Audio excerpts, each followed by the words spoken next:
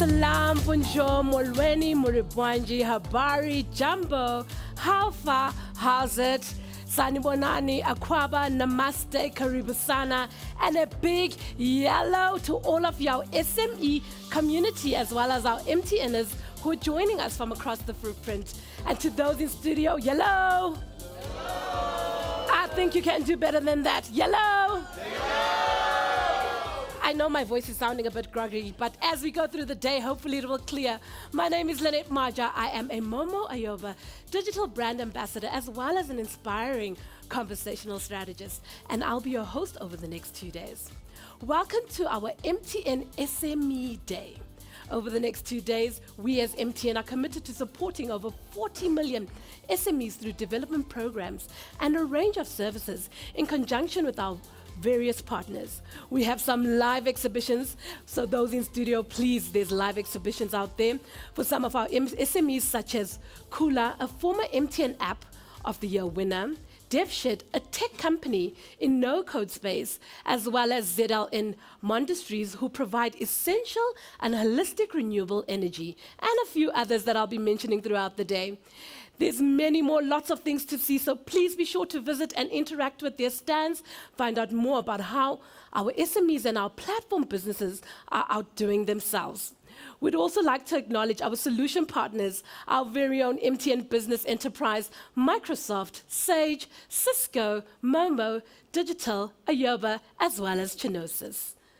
Amazing, right? Yes. Amazing, right? Yes. I need to feel the energy in the room, right? Yes. Are you ready? We have inspirational and thought-provoking speakers who will be joining us over the next 2 days to discuss various topics like how do SMEs remain relevant? I think that's quite a burning topic, right? Especially in our economic status. How do SMEs remain relevant? We're also running in a competition. Now it's an amazing competition. Similar to the famous Dragon Den, we have our very own MTN Jumpstarter competition as part of our mission to help SMEs get #Business Done Better, and in collaboration with our partners, we are running a competition over the next few weeks. If you haven't been able to submit your pitch, there's still time. So, I'm encouraging all of you. Those watching online, I know you're online as well. Those watching online, we're encouraging you to please submit your pitches. There's amazing prizes to be won. Trust me, you don't want to miss this. I mean, who couldn't do with a bit of money to jumpstart their business, right? With that said, good luck to all those who will be pitching. Before we begin, some housekeeping rules. For those in studio, if you require Wi-Fi, our Wi-Fi is MTN Yellow Events. MTN Yellow Events. And the password is MTN capital #MTN Events 2023. If you didn't get that, please feel free to ask one of our ushers to assist you. Our restrooms are out the door to your right. Please, again, if you're not sure, we've got ushers in yellow MTN t-shirts that are there for you. Coffee and tea is free upon production of your card. As you registered, you would have received a registration card. Once you show that, you will get some free coffee. I know it's cold out here in Johannesburg, so everybody could do with a warm cup of coffee or tea. We also have some spot prices, so those in the audience, make sure you're listening. There's some spot prizes. You don't know what they are, but there are some spot prizes. If you're taking pictures, please remember to tag us on social media. #MTN SME Day 2023. #Business Done Better. Are you ready? Yay! Are you ready? Yay! Let's begin. To open our SME Day, let us welcome our phenomenal sponsor, executive of MTN Group Business Enterprise Unit, Tumi Chamayu, to take us through MTN's business commitment to the 40 million plus SMEs across Africa. Tumi, what are we doing today?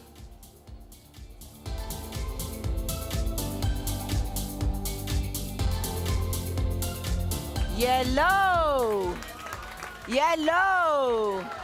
Yellow SMEs, yellow our fellow MTNers, and yellow to all the people that have joined us here in person at the MTN Innovation Center, as well as those that have joined us also across the various markets online. I hear that we've got over 1,000 people that are literally following us, and I'm hoping that this is going to become 3,000, and the year afterwards it'll be 10,000, and then afterwards we'll crack through those 40 million SMEs that are literally across our continent. According to the IDC, the SMEs are literally the drivers of the economies across the continent. So the importance and the pivotal infrastructure and the economies that you guys are driving is super, super vital. You as the SMEs are employing close to about 80% of the employable workforce on this continent. And I think that is something you guys should give and pat yourself on the back on. Can I get an amen? Clap those hands, can I hear you? This is not a small feat. This is something that's very, very vital to us. This is very vital, especially because of everything that is going on. We're hearing about wars in Russia and Ukraine. We're hearing about food shortages. We're seeing the climate doing the things that it's doing. And here in South Africa, we're experiencing quite a lot of challenges. We've got load shedding, and there goes my phone, and we've got a whole bunch of other things that we are trying to navigate ourselves through. And we know that all the challenges that we're facing, there's not going to be some aha moment that is going to drop on top of us that's basically going to solve our problems. We have to solve the problems ourselves on this continent with the tools that we have been given. But the key thing is about understanding what is in front of us. So I'm not going to talk so much about the SME opportunity today, but what I am going to talk about a little bit is about some of the challenges that you guys actually face in your strive in actually developing your businesses. I come from a family where my father, my mother have been trying to also develop their own businesses, and obviously seeing how it actually worked for them also inspired me to saying, what do I do within my own workspace in terms of engaging this really, really massive community, and how do we come together holistically as a community and actually help each other and help ourselves actually thrive, not just survive. I think the surviving days are over. It's time for us to take our stand and actually understand the economies of scale that we have as a continent, and actually then go and utilize, the broader scale that we have on the continent alongside some of the solutions that organizations such as MTN actually bring. So this morning, I'm going to talk a little bit with regards to some of the challenges. Our group CEO, before I forget, our group CEO, also the champion and also the individual that is actually behind quite a lot of the things that we're doing, Jens Schulte-Bockum, will be with us a little bit later today to give his views and his thoughts around where the opportunity also sits with us.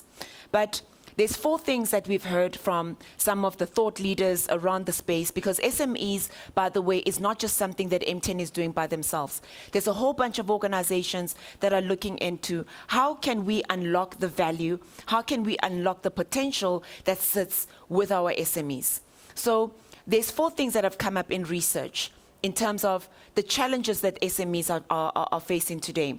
The first thing that we've heard quite a lot about is really around access to finance. How do you grow from a 1-man band to a 4-man band and to a 10-man and woman band? Please, when I say man, I use it interchangeably. I use it interchangeably because it takes quite a lot from every single person to actually jumpstart their business, right? It starts with a thought, the idea, and then obviously then you have to put some action behind that thought. But behind the action, there's a whole bunch of infrastructure that you need to put in. So first and foremost, you're now bootstrapping this business of yours through your ideas, and now you're going to your friends and families and you're basically looking for finance.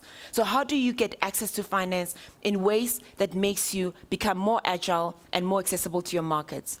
The second thing is that when we did extra research with the SMEs, the next thing that they said actually after access to finance was access to market. So what are the things that are basically happening that allows you to then reach your customers in a way that you're able to speak your own customer's language, not your language? So if you're a developer, how do you then reach the community that needs the things that you're developing for? If you're selling shoes, like the beautiful Batu shoes that we're wearing here, how do you make sure that these shoes resonate with your customers in a way that they can associate themselves with that? So that is something that we as MTN have also thought very, very long and hard about. The next part is really what we in the enterprise business are doing, and that's really access to infrastructure. So infrastructure is quite broad, right? So there's a whole bunch of innovation hubs that have popped up across the continent. You know, from Silicon Valley, we've taken some of those ideas, we've planted them also across the continent. So how do we create infrastructure in a way that allows you to collaborate and actually use the technologies that have been developed for you guys to understand them better and to utilize them in ways that makes you guys flourish and fly? And then last but definitely not least, because this is a key element that is really the pinnacle of everything that has basically been done, and that's really around access to skills. How do you skill yourself up? So as a CEO of your own business, you're basically everything. You're the chief CEO, you're the chief executive officer of your business. You're also the CFO, so you need to understand how cash flow and all of those things basically operate. You have to understand marketing. How do you market in a very agile and a smart way? You're also your chief HR officer. You need to do payroll. You need to do, pay slips. You need to submit things to SARS, and you need to submit things to the chief labor officer and all of those different things. And also, you're the chief people officer. You know, you need to motivate your teams to basically be behind your vision. So you're all encompassing all of these different roles into one. And I tell you, in the business environment, in the corporate environment, we don't do all of those things. We actually only focus on one. But you have to have an array of skill sets. So how do you then basically then get access to those learnings and basically then accelerate your own business? So at MTN, we've thought long and hard, and not just in a siloed view. So the whole point about SME Day is really that when we thought about it, we said, MTN is doing a lot of things, a lot of beautiful things. But how do we bring all those beautiful things under one umbrella and basically present them to you, not with siloed visions, but holistically together? So with our colleagues that have been working with some of these solutions for over the years, we came up and we said, actually, when we bunch up all of these things, they address all of these 4 key pillars. And we're going to continue to basically, alongside with your help, of course, so this is no free lunch, we're hoping that we're going to be co-creating and getting some thoughts and ideas from you guys on how do we basically improve on what are the things that we're doing. But let me speak a little bit quickly with regards to access to finance.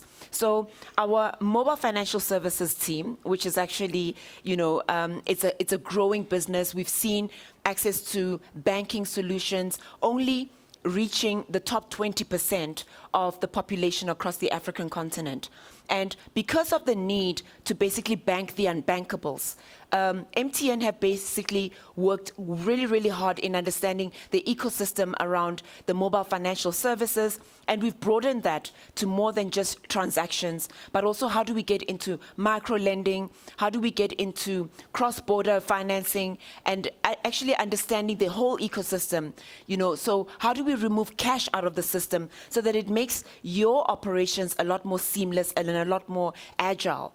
And we've come up with various solutions around Momo for Business that I'm hoping that you guys will also then get to experience a little bit outside of the booth. We've got a beautiful stand outside, and that is really some of the journeys that we're actually taking and understanding how many businesses are actually transacting and utilizing these type of services to help themselves get better.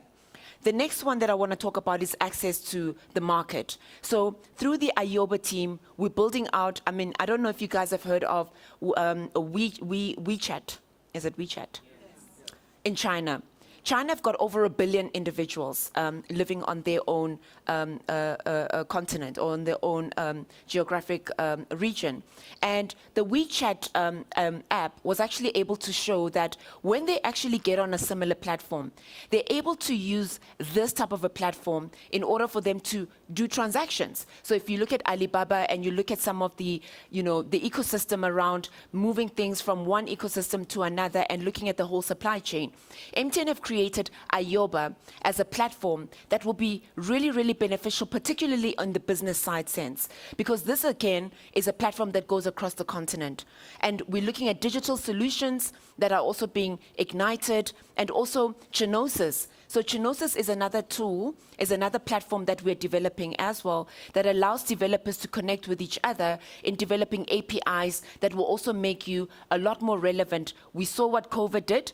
1 in 3 SMEs basically, went under during the COVID. If you guys walk around the malls, you walk around the streets, you'll see that a lot of physical stores actually went down, which has forced a lot of SMEs that were not digital to now pivot into the digital arena. So how do you use solutions that come up from the likes of Genosis to really make yourself more relevant in the digital space, in the digital playground? So great solutions that are coming up also from that platform, and really things that you should be playing around with, engaging it, and understanding how does that fit in within your own ecosystem.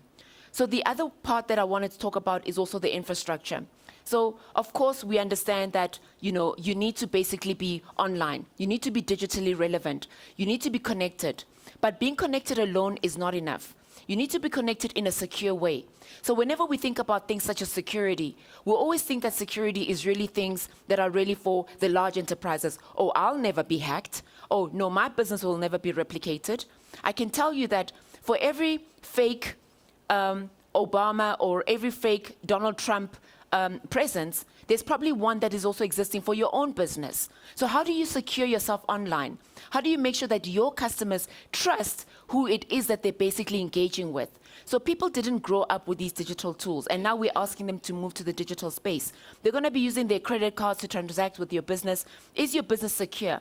So are you using the services within the infrastructure to make sure that you yourself as a one-man band can actually scale yourself to like a 10-man band using the type of infrastructure that are available to you?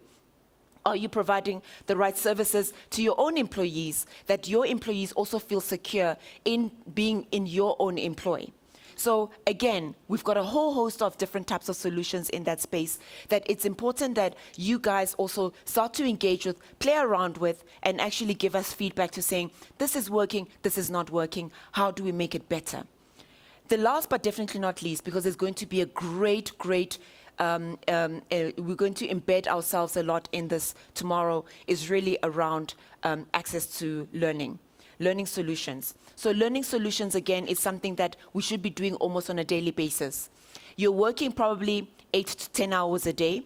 Probably you are the first to wake up in the morning. You're going to probably look at your social media, and you're going to be looking at a whole host of things. Have you paid the supplier? Have you paid your VAT?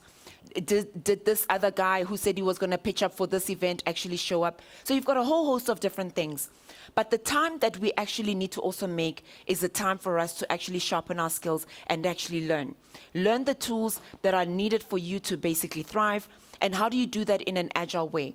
So access, again, to learning is something that we're also going to be embracing within all the different platforms that we've basically mentioned.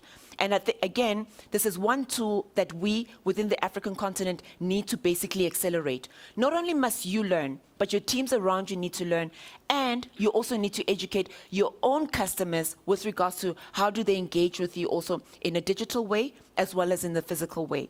So we are partnering up with all sorts of different type of ecosystem players. We know that we cannot do this ourselves. The likes of Microsoft are here with us today. The likes of Cisco are here with us today. And they themselves are investing quite a lot on the continent in terms of how do we do this together? How do we move together? How do we do all of these things to ensure that not only do you do business better, but we ourselves do business better in order for you guys to do your things really, really well. So that's really the essence of what we're trying to do. But last but definitely not least, the way in which we want to also address the SMEs is that we do not want to do it in a way that we're building all of these solutions and then we're bringing them out to you guys to basically taste. So we want to work with the guys that are working in the agriculture field. We want to work with those that are working in the startups. We want to work with those that are working in the manufacturing field, in all the different types of verticals, and understanding how do you think? What are the things that are actually concerning you? And start to build out solutions that are really addressing your needs addressing your pain points, addressing the opportunity, and making you guys formidable players, not just on the African continent. That's where we play. But basically to make you guys ready to tackle the world. How do we take our solutions and make them fly to other parts of the world and stop importing and start exporting? And that, ladies and gentlemen, my brothers and sisters, is how we're going to create our own future. That is how we're going to create our own destiny and no longer be recipients of aid, but rather be the ones that actually help ourselves and actually bootstraps ourselves. Nobody's coming to save us. We need to save ourselves. And it's through these SMEs, it's through you guys that employ 80% of the workforce on this continent that are going to do this. We are very passionate about this. We call it a movement without MTN. This is the first of its kind happening here in South Africa. But trust me, it is not the last. We are taking this on the road. This will go to Nigeria. It'll go to Kenya. It'll go to Ghana. It'll go to Cote d'Ivoire, to Cameroon, to Uganda. And we're basically going to fly holistically together. Yellow MTNers, yellow SMEs. Yellow. Are we together? Business done better. Yes, Masambeni. Thank you, Lynette. No, don't walk off. Oh. There we go. You heard it. We need to what? We need to save ourselves. As you came in, I could see there's some people taking notes. I'm a firm believer in, taking notes. Although, like we said, digitally, take pictures. Write your notes. You don't have to write on the notebook. You can write on your phone, with all this technology. But the importance of taking notes, Tumi gave us 4 things. Can you remember them? Good, the slide is gone. I thought they were going to keep the slide up. Can you remember the 4 keys that MTN has identified for your success? Number 1. Number 2. Number 3. I never heard that one.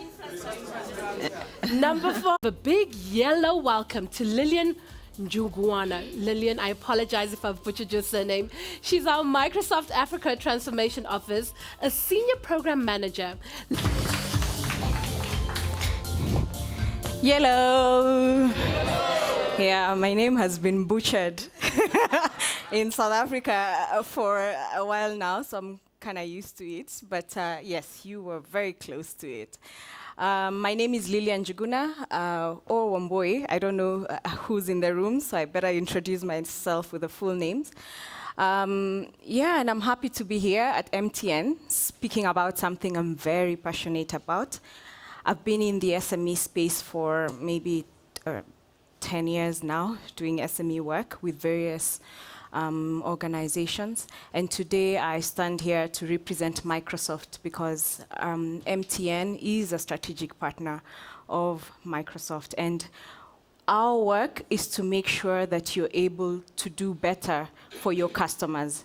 In the past, we've been known to digitize enterprises, but Tumi spoke very well about, the role that SMEs play in the digital economy. And if you're not serving those people, then you're not playing in this space. And hence the reason why Microsoft has invested in engines that support your organizations to meet your strategic ambitions. So today I want to bring the SME to the room. Enough of the Microsoft sales pitch. And I'll be speaking about the touch points in a day of an SME. So I want you to, when you see me here, you think about that SME that you know. I'm going to speak about, actually, my mother. So I grew up with an SME, in an SME household. We ran various businesses, but the one I remember the most was a hardware. So, if you're in construction, there's you need to weigh the nails and the Y12s and I know all that. So the thing that I really hated the most was waking up early, because every supply would come in at 4. I don't know why they bring the supplies at 3 and 4 a.m. And the shop is always right in front of your house. So, there's always a back door to the shop, and then you show up and everyone thinks you woke up like that. But really, it wasn't as rosy as it felt. And every time I think about an SME, I always go back to those days and I try and imagine whatever it is that I'm giving as a solution or as a product or as a recommendation, can that SME, my mother, can they use it? And then I remember at one point we sold milk. You know, businesses die, they reincarnate in another form, and there's a point we sold milk. And I try and remember we used to have a ledger book. And every time the milk would come again, the supply was at 3 a.m. You know, you have to take in how much milk came in, who came with their bottle, who took the bottle, who's going to return the bottle later. So then I remembered I was an employee of that business, even though, of course, my employer didn't think of me as such. But remember, every time I was standing in front of, as a cashier, I represented the business. And so when you think about an SME, there's also the employees who work for that SME. What do they need? What are they using? What are the tools you're giving them to make their life easy? It's very easy for us to sit in this room and imagine that, you know, you wake up, you come here and the lights are on. And, you know, when you need water, you walk to the dispenser. But you hardly think about when you're mapping the lifestyle of an SME and you're trying to digitize them and you're trying to give them solutions, you hardly walk in their shoes. So it's very easy to make a lot of assumptions. And today, I know Tumi has highlighted a very good high level of what the SME needs are in a day, but I want us to walk through their journey. So I want you to have a look at these pictures and just bring that person to this room, because that's the person we're speaking about. Yeah? They're there, you can see them. Yes, so I took one persona. I like to personify. As a product manager, I like to bring the customer to the room so that, you know, we have the right context. So there's this restaurant in Ghana. I know MTN is an African brand, and so I'm not going to pick a Spaza shop or a Duka from Kenya. So this guy, he has a restaurant. He has 2 sides of his restaurant. And he uses QuickBooks to sort of give receipts, because as a customer, you know, you work for MTN and you're going on a trip and you want receipts to submit your expenses. So they use QuickBooks because they've met the likes of us, and they need to do reconciliations at the end of the day. They also have a bank account, but the bank account is their personal bank account.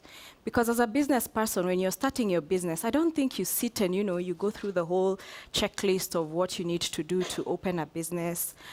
And what happens is the cashier who's there at the end of the day, if the shop is close to a bank, that's the person who banks the money. Otherwise, the guy will come in the evening and take the cash.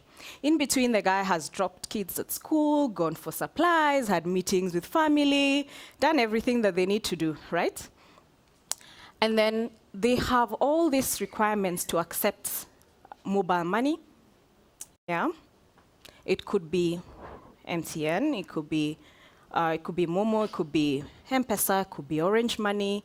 They have all. Then you go to the shop, the branding has everything at the back there, including Access Bank, and, you know, I accept. So you're trying also to brand this shop, and they have all this acceptance. You're forgetting that this shop also needs to project their brand as a cafeteria. But you want to go there and stick your yellow sticker and say, I accept, and you put the till number there, and everybody does the same, right? Then at the end of the day, they realize, hey, my new branch is not doing so well, but I need to put in some money. So what do? They go to the bank, and they get some working capital. Remember, the same account, they're getting their loans to pay school fees or do other things that they need to do as an SME. Yeah? So when you ask for their statement, they're even shy to show you because it has everything, yeah? Yeah, you know, for those of you. So remember, we're bringing the SME to the room, right? So as MTN, you've designed this nice loan product, and you said, please give us your bank statement. Yeah? It has my spend from the bar yesterday to hospital bills to credits to, and when you ask them, what did you take this short-term loan for? They really can't remember because their life is intertwined. My business and my life are the same, yeah? And then go to staff. How do I take account of staff? So, you know, I have a little shop, by the way. So I'm here working for Microsoft, but then back in Nairobi, there's, the staff who's working there. I don't know who's on shift today because I'm in South Africa. So I might only discover on Saturday who showed up today, who didn't show up. So at the end of the week on Sunday, I will have to sit and do the timesheet and see, who came, what hours, their child was sick. They took 2,000 bob from the cash box. There's all that work that an SME needs to do. Yeah? So that is our hot dishes in Ghana. And that's what they do. So they have to, so you put now, we're now in their business, yeah? And so just to now take it 30,000 feet, the characteristics of an SME. One, we've seen that they're very informal in nature, yeah? So what you do is when you're building products and trying to get into their life, don't try and formalize them. They don't want to be formalized because it is too much work, and that's why they find it difficult to come into your life or the vice versa, because you're trying to formalize them. But when I really think about it, for as long as I remember, my mother never formalized anything up to date, but I got educated, yeah? Because their vision of success might not be to grow the business tenfold. It's just to educate my children, to meet my basic needs. And that's the person you are speaking to when you're sitting in at MTN, yeah? They are not as ambitious. They are not trying to grow to 25 markets and, So they're not registered in any way, yeah? And they're not paying taxes. Do they want to pay taxes? They do. They just don't know how to. They want to meet their obligations. But every time we want to formalize them, we're saying, you have to register. Every time you give them a product, give me your PIN and certificate of registration, physical location, address. We are there, right? And then their size. They're small. They're family businesses. Their turnover, they're turning over, I don't know, I deal with so many currencies, but I'm just imagining $1,000 a month is an ideal turnover for a small business, right? They're individually owned, most of them. They employ less than 5 people, so we've talked about the restaurant, my little shop in Nairobi. I have 2 staff, yeah? Their processes are very manual, from how people show up at work, ticking its WhatsApp, I am not in today, I am in tomorrow, etc., to my orders, all on WhatsApp, texts, ledger books. Everything is, most of the time, manual, right? Their population. This 40% of GDP, 90% of new jobs through SME. Not most of them, not because they really want to, but because we have to make a living, and MTN and Microsoft can only take as many people, right? So some of them are not SME by choice. It's because they have to fend for themselves, yeah? And then they don't have physical locations. So I'm a nail artist, I'm a consultant, I'm an accountant. So like the accountant who supports me in my business, I don't know his physical location, yeah? The guy who does your marketing, your digital, you can imagine they don't have any physical location. So think about all those things and think about what product at MTN speaks to the characteristics of an SME. Yeah? We're there? Yes. So I try to put the challenges I know to me was able to give us the solutions to these challenges in one way or another. But one of the things that SMEs struggle with is identity. When I want to start my business, I have this fancy name. Give you guys my business later, but this is a big stage. I want to be able to register my business. Why am I not able to come here and say, as I'm getting my payment acceptance, can I just use one place to just register my business, get my line, get my bank details, everything, get my line? Why can't I do that? Then we spoke about the lending gap. Today, most of us, the way we access credit is because we have our pay slips. If you didn't have that pay slip, how would you access credit? Yeah? Their record keeping and reconciliation challenges are beyond, because, you know, we spoke about their lifestyle. And at some point, maybe all of a sudden you know, in Kenya we call it maandamano, there's this political things happening on Monday, and I need to stock up more milk. How do I place my order? I just say, oh, I just discovered that Monday is a holiday, I need X more stock. How was that accounted for, recorded for? Their lifespan. They have a short lifespan because sometimes people start businesses with the hope that I'll get a job, I will, you know, there's so many things that happen, and we have to factor all these things when we're thinking about an SME. Some of them grow, but even the way we think about them, we do not factor in their journey in their lifestyle, how they will grow from small to medium to large. The same product you gave them when they were starting off, they still have it when they've opened 2 branches, yeah? And then there's the connection barriers to suppliers. If I want to get new business, where's the place that I can get leads? Yeah, when we sit here, it's very easy to broadcast. Yellow, I always get the message, by the way. Yellow, today we have X discount on airtime. How does an SME do that? And then, you know, they keep moving from location to another, and they ideally want to be, every SME has that ambition to be recognized, to have the same prestige that a big business would have.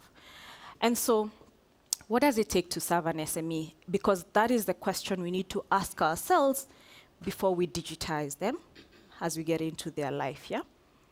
So, do SMEs today in South Africa or any of the markets that they operate in see MTN as a platform of choice? When I'm starting my business, does MTN show up in my mind? Do I think about MTN as the first place to stop?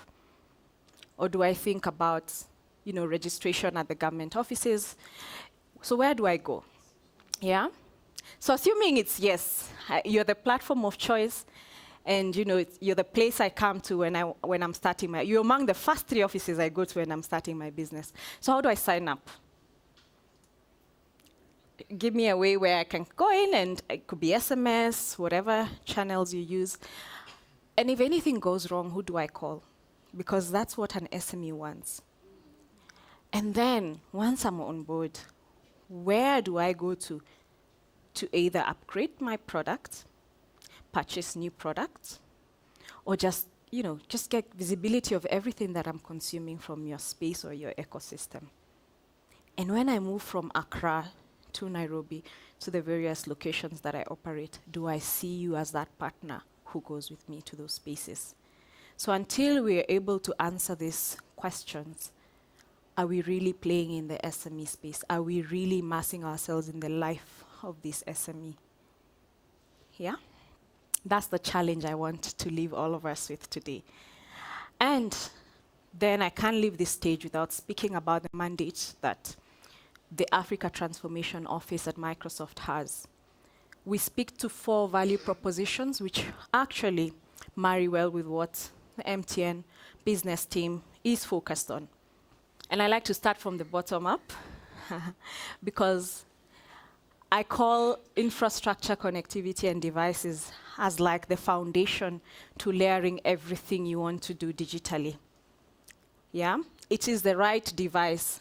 So you've given me all these fancy tools, but you know I have this small phone. Can I do bookkeeping here? No. I am the same person who you want to see my statements, you want me to do Excel, you want, you know, all those fancy things. But I just don't have the right device to do that.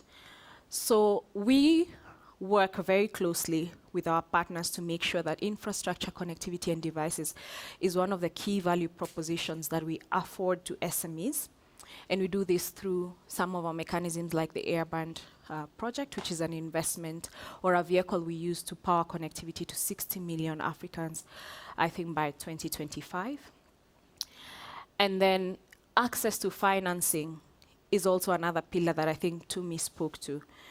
It could be for even onboarding of your products. You know, access to financing, the way we look at it has often been around capital investment. But sometimes you can be creative around how you give access to financing. It could be through accessing the tools that they need to run their businesses efficiently. Yeah?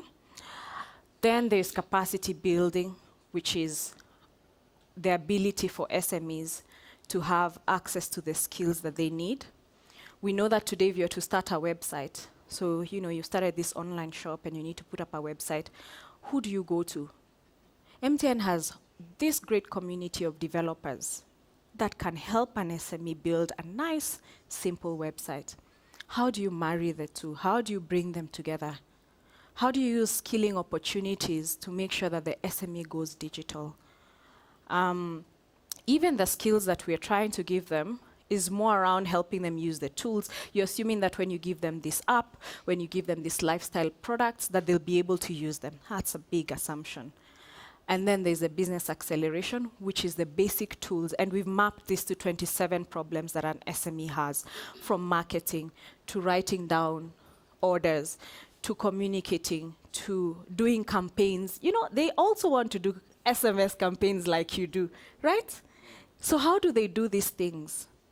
And that's what we speak about when we talk to business acceleration. So as Microsoft, we have a very big ambition to empower 10 million SMEs by 2025. As Microsoft, we will not go to the ground, but we know MTN will go on ground. And that's why we're here as a partner, to help you define the right products, to help you get the right platforms to scale, to bring the right programs to support your skilling, your connectivity needs, to anchor you to get the right devices, yeah?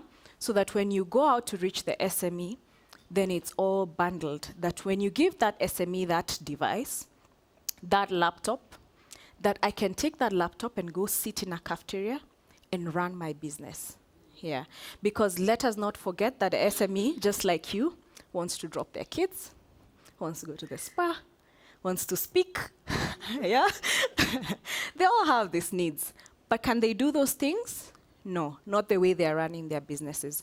And so I'll encourage all of you in your little way, as a product manager, as a marketer, whatever it is, when you think about that SME, always put them in the room and try and look at them from an inside out and then solve their problems like that. And that's why Microsoft is here to help you do that. Thank you very much. I think I'm done. I think let's give her another round of applause. You know, Microsoft has amazing programs, and it's really up to you. You know, the onus is on you to take advantage of them. And with that, there is a Microsoft stand outside.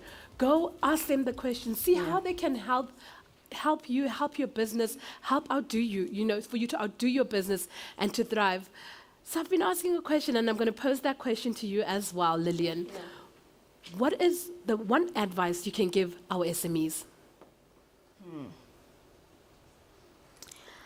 The one advice I would give my mother then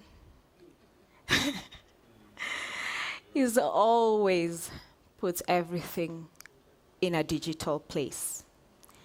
It could be on an Excel, whatever it is, it could be on an email, because tomorrow you will need to fundraise for that business. You will need to hand over that business to somebody. You will need other people to come and audit your business. But until it's digital, you'll not be able to do all those things. So digitization is a start for everything you want for your business, because I doubt that anybody wants to start a business to kill it later. It's often to grow it, so yeah. Don't use Gmail. So from those dreams, from the paper into digitization and the digital world that we're living in, it is quite important that you digitize everything. You know, that thought, write it down. There's amazing programs, once again. You have to go out there and find out how can you build your PowerPoint, how can you build, with Chat GPT, if you need to do a business, how do you do it? There's many options. With that being said, thank you so much, Lillian. But before you go, I'd like to call Tumi to come up and just hand you a gift of appreciation. Thank you. Oh, thank you very much to me. Thank you very much. I appreciate it. Thank you very much for having me. Yeah, thank you so much. Thank you to Microsoft. Let's give them another round of applause. With that being said, we're going to cross over to some of our SMEs that are out there. We've got Mo Business, I think. Mo Bucks. We've got Mo Bucks out on stage. And I've got my roving reporter that is going to be with us throughout the 2 days. Nikita, are you there? Thank you, Lynette.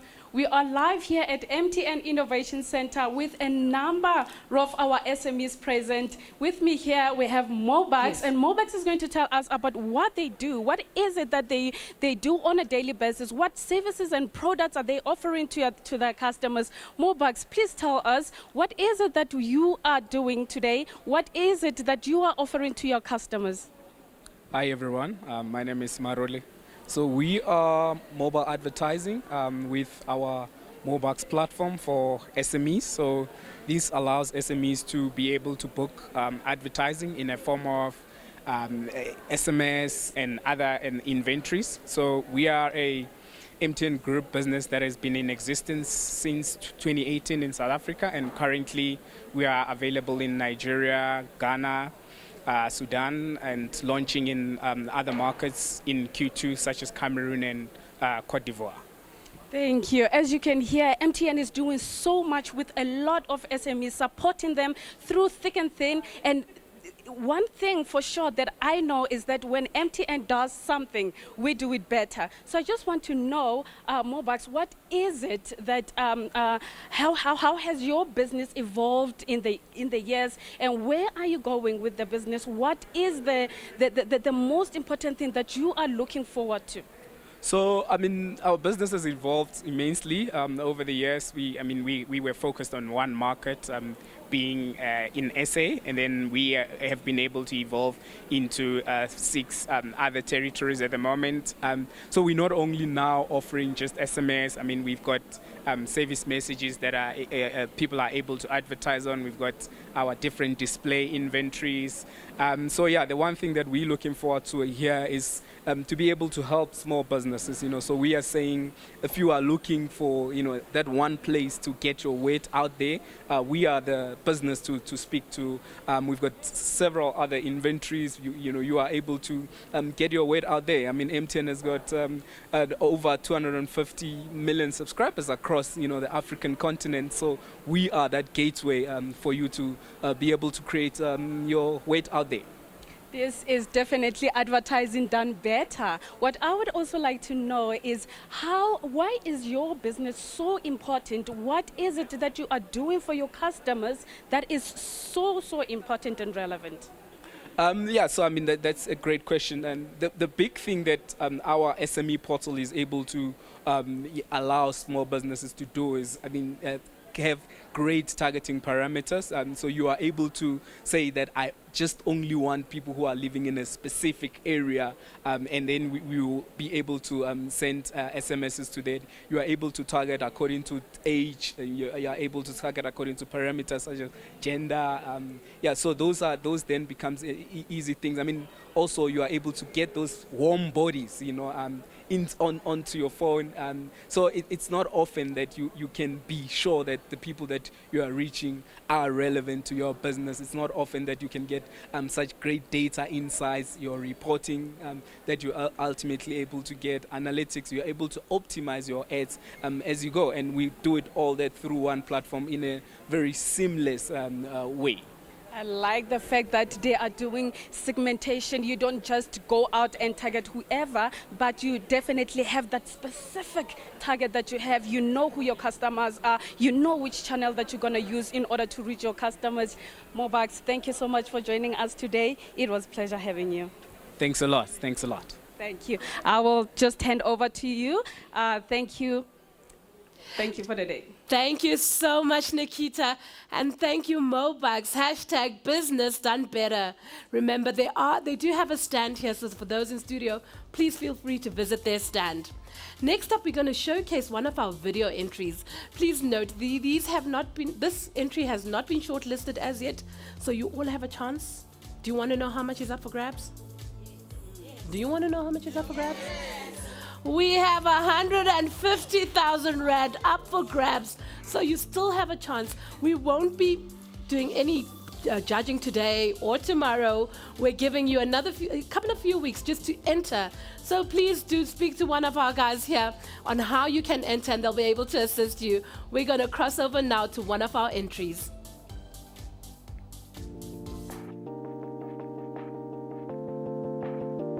My name is Malipane Botewa-Lintswane of Khetho Healthcare in South Africa. Khetho means making a choice in many languages in the Southern African region.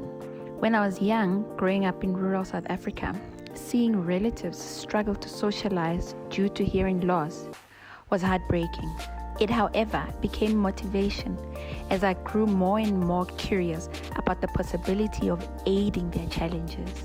I studied audiology in university. It was while studying there, in a class of 10 people, where I realized that some hearing loss can be prevented if proper care and knowledge were easily accessible. Hearing care and audiology services are unavailable and unknown to the majority of rural Africa. By 2050, it is predicted that 2.5 billion of the world's population will have some degree of hearing loss and will need intervention. In 2022, more than 70% of Africa does not have access to basic audiology or hearing care service. Education, safety, productivity at work, and overall quality of lives are affected negatively by hearing loss. Khetho Healthcare developed a hearing care model that bridges the resource gap in hearing health, especially in rural and underprivileged communities. We train unemployed, qualifying community members to become hearing screeners and run hearing screening centers locally. This gives communities easy access to service and easy communication with clinicians in their own languages. Community screening centers don't only identify hearing loss, but they unlock the hearing care market and offer employment for the previously unemployed. Our trained screeners are clinicians, advocates, and ambassadors of hearing care within their communities. Our core impact is around good health and well-being, reducing inequalities by making healthcare accessible, decent work and economic growth through entrepreneurial opportunities. For the next 36 months, we aim to set up at least 1,500 screening centers in communities around South Africa, 25 diagnostic clinics, medium size, and 7 large diagnostic clinics. The Jumpstarter funding will be used towards marketing and sales, software, staffing, and sourcing of cost-effective hearing aids. What an amazing initiative, especially in our communities, it's not easily that we have access to healthcare. And, such things as audiology is extremely, you'd have to come to town from the rural areas for that. So that's an absolutely amazing initiative from Khetho Healthcare. Good luck on your entry. To take us through the converged services of SMEs, let us give a big yellow welcome to Sudeepto. Are we going? Okay, to Sudeepto, who is our General Manager for ICT Business Solutions. Sudeepto, what are we doing today? Thanks, Lynette. Good morning, everyone, and very warm yellow to those that are in the studio and those that are, kind of watching us online. Lynette, thank you very much for giving the cue. So today what I'm going to discuss is, in the context of SME, what is the ICT strategy that as MTN that we are embarking on and the role of Center of Excellence. And then I want to go into a little bit more details, sharing the relevance of ICT that we can bring to the SMEs, the 40 million SMEs that Tumi spoke about earlier. I want to then deep dive a little bit more on the cloud portfolios for SME. I think Lillian spoke about, from a Microsoft perspective, some of the offerings that they believe we need to take in the market. And I want to amplify and double-click that to say, what are we doing together with Microsoft? Obviously, at the root of everything is connectivity and unified communications. So I want to give you a bit of a context in regards to what are some of the products that we're taking into the market. Very, very important, the IoT, the Internet of Things. If we are thinking big, I think we will all agree the 4IR technologies, the IoT becomes very, very relevant topic for the SMEs. And I want to leave you guys with what we believe the telco assets that we have as MTN on the continent that can touch the 40 million SMEs and that can make the dream come true. So that's the sort of an agenda. And, let me just go through the sections one by one. Starting with the MTN ICT strategy, when Tumi spoke about from an enterprise perspective in the B2B space, a very important aspect is that we take a segment-led approach when it comes to EBU. So we cater to the large enterprise, we cater to the public enterprise, and very, very important segment for us is the SME. So if you look at our own journey from an MTN perspective, we proudly say it's a journey from telco to techco when it comes to ICT. So what does the telco to techco mean? We all know that as MTN, we are very proud coming from the core mobile background. That's the telco that we have, and that's the mobile offerings that we take to the market every single day to the SMEs on the continent. But our ambition, our journey is to move up the stack.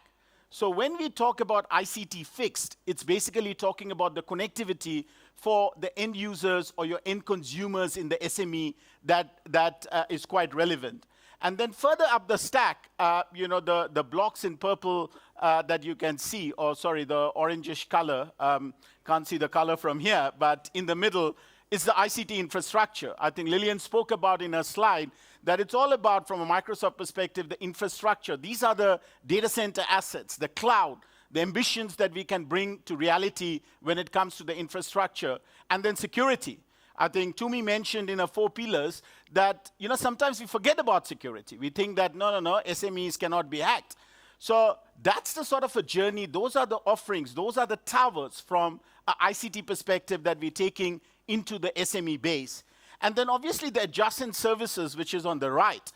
This is where, your applications, your software, and going into the future technology, where we are talking about augmented reality, virtual reality, big data, and some of the industry vertical solutions that we believe as SMEs that you can take into the market.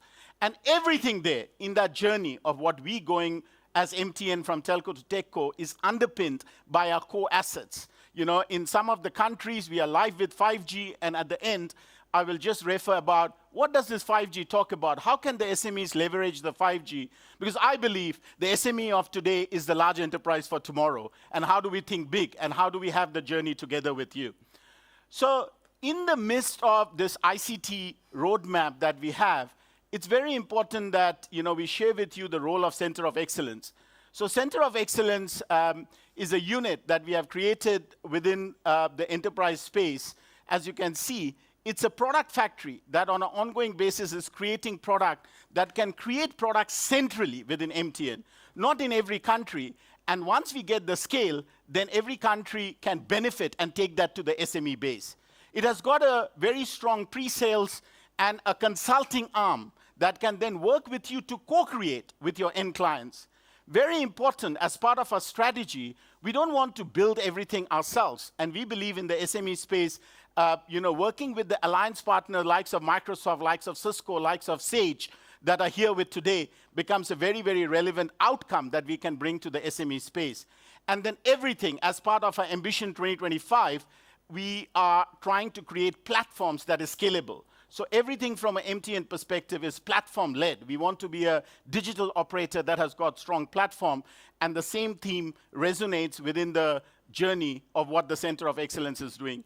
The Center of Excellence was incubated in South Africa, but at the bottom, as you can see, it is live. We are working with every OPCO in Nigeria, in Ghana, in Uganda, Ivory Coast, Cameroon, And doesn't mean that the other markets that MTN is operating is left out. We're just taking a focused approach to roll out the products, roll out the solutions that is relevant for the SMEs, the 40 million SMEs on the continent that we can touch on. So that in brief is the role of the Center of Excellence. So today, if you look at what are the services that we are taking into the market, it's at the bottom, as I mentioned, from the core mobile all the way to non-core mobile. Earlier, Lillian mentioned about things like bulk SMS, things like reverse bill URL. Very, very important aspects and very key to the SMEs to make the journey real. And then, as the SMEs are scaling, and within SME, we also have got segmentation. So we have got small, SMEs to all the way up to the large base of the SMEs, where the connectivity, the IoT, the ICT infrastructure and security become very relevant. But as I said earlier, in the journey from telco to techco, the adjacent services also something we believe in the journey of SMEs have to be very relevant, because these are the differentiators. And this is an important point, that we believe some of the SMEs in the different industry verticals can differentiate themselves through technology. You don't have to catch up with the market. You can do something very different. What the large enterprise, they are sitting with a lot of legacy, which they can't, from a TCO perspective, maybe get rid of. But as SMEs, what a potential, to leverage the technology, what MTN Center of Excellence is bringing to bear. And by the way, we are also thinking of rebranding the Center of Excellence, so hopefully very soon you will hear, a very good name for the Center of Excellence. But that's the future of the ICT services, including adjacent services that we are working towards to bring there. This is a very important slide because it talks to, how do we make it real? Okay, we have an ambition, we're doing a lot of things. In this slide, as you can see from a Center of Excellence, as I said earlier, there are 5 towers: the network, unified communications, cloud, IoT, and security. And at the middle, what you can see is there are certain aspects of products and solutions that we will build as MTN that is closer to our telco assets. And in a lot of instances, we're going to partner. So if you look at the product roadmap, and I'll take you through the details, but you can see that, we want to take a very agnostic approach, a very price-sensitive approach that we can bring, whether it's software, hardware, services, bring to bear, or even the hyperscaler, the cloud elements to the SME market. And then it will be underpinned by platform. And I want to emphasize that point on platform. So you can see in that platform, we talk about Cloud Blue. Cloud Blue is our own marketplace. So my colleague Nkosi and the entire products team are working tirelessly, and we believe that this year we will be going live. So Cloud Blue, it's the OEM, but it's the marketplace that we'll be creating that would really enable us to very quickly take the products that are relevant in the SME. It has got 2 components. It has got 200 plus OEMs that we can bring to you, through our own marketplace. And it also has got a reseller ability that we can take, and you can sell some of the SMEs if they wish to be a reseller and take the MTN solutions in the market. It can be a new revenue stream. So a very, very important element. And at the bottom, as I said, we are going to collaborate. We're not going to reinvent the wheel. We're not going to create everything from the scratch. And this is where the alliances becomes a very important part of the strategy. So effectively, from a value creation perspective, we're looking to expand channels into the market across all the different opcos that we are operating. And then we want to bring in technology and capability partners following the governance that we have internally in MTN. And we are also working, to make sure that, the governance and the speed in which the agility that we're bringing these elements to bear, is at the right pace. And that is what, once we do that, we then want to work with the different markets to kind of replicate that. So if you look at the current state where we are as MTN in the ICT space, you might argue to say, but MTN, you are very slow in taking products to the market. You don't have the right skills when you talk about you only talk about connectivity. What you mean you want to move up the stack? But I want to share today that, the future state, and that future state is not in the future. We are already live in that environment where we are looking at a strategy of what we call ICT 2.0, the journey from telco to techco, as I mentioned about. There are a lot of specialist skills. Yes, we come from the telco, but to become the techco, we need to have the right skills, the SI mindset, the system integration mindset. We believe that might be also relevant to a tier of the SMEs. And then very important on the product, as I said, it's all about bringing the platform. It's all about looking at a very sleek online journey, and automation plays a very pivotal role because it's all about, the quick go-to-market, but very importantly, in the operating model, we're also looking at the service management, the assurance. Because for SMEs, we realize, it's not like, if you are taking MTN connectivity for your own consumptions or for your end clients, we can't fail. So this is where, within our factories, within our delivery unit, we are trying to create almost like a stream that focuses on the SME. In fact, in South Africa, we have already got a very dedicated delivery unit just looking at fixed LTE as an example that is live. And that is what we are trying to do to ensure the experience, the SLAs that we're committing to you, we can fulfill with the agility. So that's the future state that we look at. So if I then dive into the details, so I've covered the strategy of moving from telco to techco, but if I dive into the detail of what are we taking into the market, so I'm not going to go through each of the points, but what we wanted to highlight on this platform is to say that MTN is not just a connectivity provider. Yes, we have got very strong solutions and products in the mobility space, in the connectivity, as I spoke about, which I'll double click, but very important for the SMEs, whether you are the SOHO band or you are the higher end of the SME base, things like unified communication, things like contact center, cloud. How do you leverage the data center assets that we have as MTN across the different country? Those data centers are probably being used for our own switching houses, for our own workloads. But we believe that in the cloud journey, you might be consuming certain software as a service, but there might be certain applications that you might need to still host in the data center. So how do we bring that to bear? Security, very, very important portfolio, right from mobile device management, which is something very simple, all the way to firewalls, all the way to manage firewalls and endpoint are some of the key elements that we are live. And then on the Internet of Things, again, this is where the transformation of the SMEs come in, where we are talking about machine-to-machine connectivity, where we are talking about the device layer, where we're talking about the applications, which I will deep dive a little bit more on. And some of these products, just to kind of call out, this is sort of a catalog that is live. Some of them are live in multiple opcos, but overall, this is a reference point from what we have in South Africa from a SME perspective, and we are trying to replicate that in the other countries as relevant. So when we talk about the cloud, this is talks to what Lillian was talking and the partnership with Microsoft. We launched that earlier in the year in South Africa, and the other opcos are also going live. I know the likes of Cameroon, likes of Ivory Coast, they're doing some great stuff. It's about taking as simple as what we call the Microsoft Office 365 and bundling that what we call with MTN Business Voice. Because one is to have the software as a service, but if the connectivity doesn't work, it's like multiplying with zero. So we want to avoid that, right? So how do we bring? And for SMEs, we believe the most important thing is the commercial element of it. Because yes, we can have very fancy technologies, but if commercially it's not viable, which I will talk into a little bit more detail. So what does this offering talk about? And I want to spend a couple of minutes on this slide because this is very, very critical to the SME space. So what we have done is, if you look at Microsoft Office 365, we have the first package we have is what we call the Business Basic, which is the cloud services. So what you get, as you can see, it's basically you getting Microsoft Teams, phone standard, and then there is a per user, per month, fees that you are paying towards it.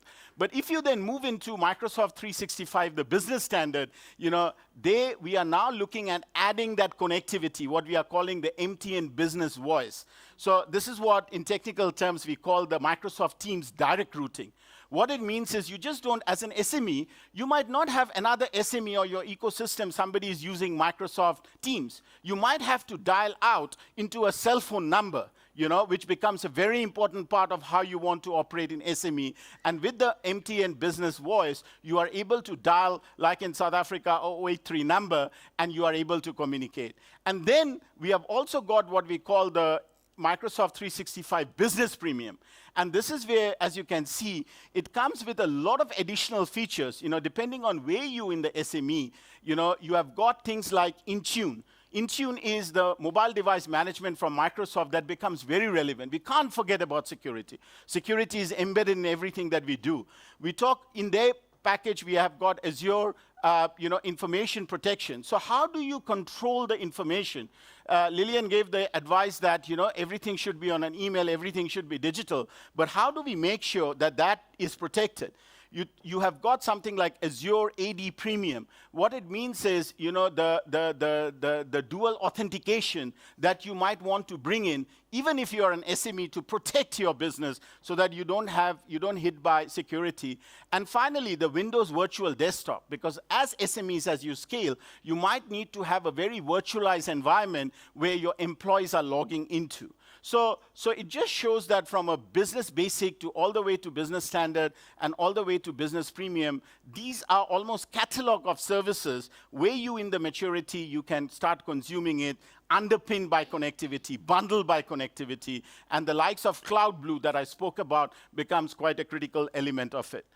The future that the teams are also, and Kosi and the teams are also working on, we want to not only just bundle the MTN connectivity, as you can see on the left, on the standard bundle, we want to bring in the professional services, because sometimes, these technologies might be easy to consume, but if you don't know how to implement correctly, how to execute the subscription, as an SME, this will hit your back pocket. So how do we look at the total cost of ownership and bring the professional services at a predictable rate? And then at the last, on the right-hand side, it's more about bundling productivity with elements like, the business voice, the SIP trunk, because tomorrow you might need a call center, a contact center.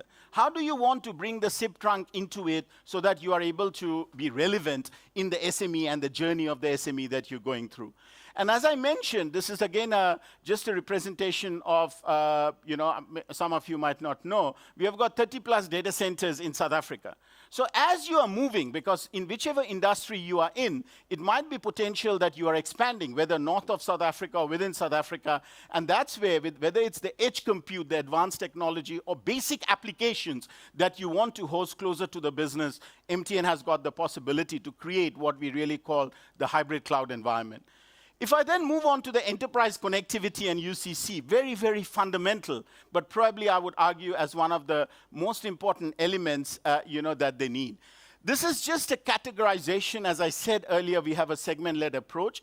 As you can see, the micro and the small enterprises, all the way to medium enterprises that kind of come and define in the SME space, there are specific products that we're taking into the market, which I will cover. So if you look at our connectivity and UCC broadly, and I don't want to go into too much of the technical details, but effectively, you might need the access portfolio. You might want to buy in dedicated access. You might want to buy broadband. You want to buy, elements like business internet access. And there are various products that we have, various mediums. From a technology perspective, MTN constantly, continues to invest on the technologies that can bring the best to bear. And that's why, in all the countries we are probably the best, MNO from when it comes to technology and connectivity. And then when you move into the managed services portfolio, effectively, you just don't want the access layer, but you want the outcome. You might want the MPLS type of solutions. You might want the broadband solutions. And you might also want to move into SD-WAN, because end of the day, technology is not about the features, we believe, for SME, but reducing the total cost of ownership. And I'll touch on SD-WAN in a minute. And then finally, on the unified communications, this is what I was talking about. There are so many products that we have, where we are talking about, whether it's the call recording, whether it's the mobile PBX, whether it's the hosted PBX, and then all the way into, telephones expense management, as an example, to number portability, which kind of becomes very relevant in the day and life of an SME. And this is just a sample.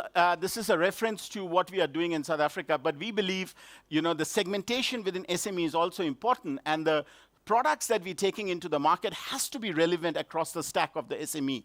So if you look at 1 to 10 users, which we kind of categorize as basic SOHO, you have got, the input parameter, as you can see, 10 Mbps to 50 Mbps. And what we are doing there is things like fixed LTE, prepaid, all the way to capped and unpacked. And then from a unified communication, as we said, it's the yellow biz. Yellow biz is nothing but bundling of, the hosted mobile PBX or the hosted PBX together with fixed LTE as a connectivity provider so that we are providing the outcome.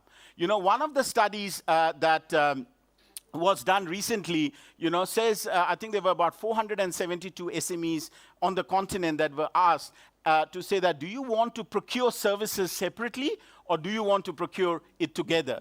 And I think it was a resounding success to say 68% of that sample said that they want to provide, they want to buy outcome. And this kind of starts talking about, as MTN, what we can work together with the SMEs to bring to bear in the connectivity.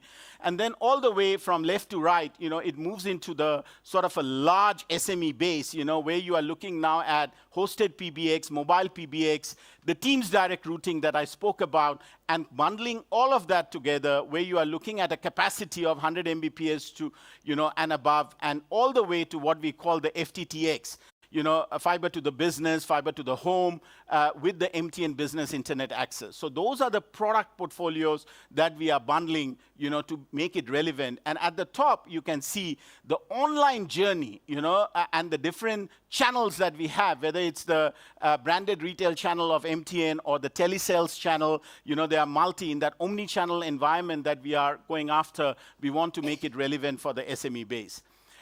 This is just another slide where we talk about what are the products, but I think what's very important I want to leave you with is when you talk about connectivity, there are various technology options, from business broadband wireless to all the way to fiber, or mobile technologies like fixed LTE or Tarana, and all of those options are available. Obviously, every OpCo, they are investing in the technology, and there might be certain OpCos might not have certain technologies, like, for example, Tarana, which is live in South Africa, and the other OpCos are looking into. But the idea is to bring you the feature set and bring you the right price point that might be relevant to consume for your businesses to flourish.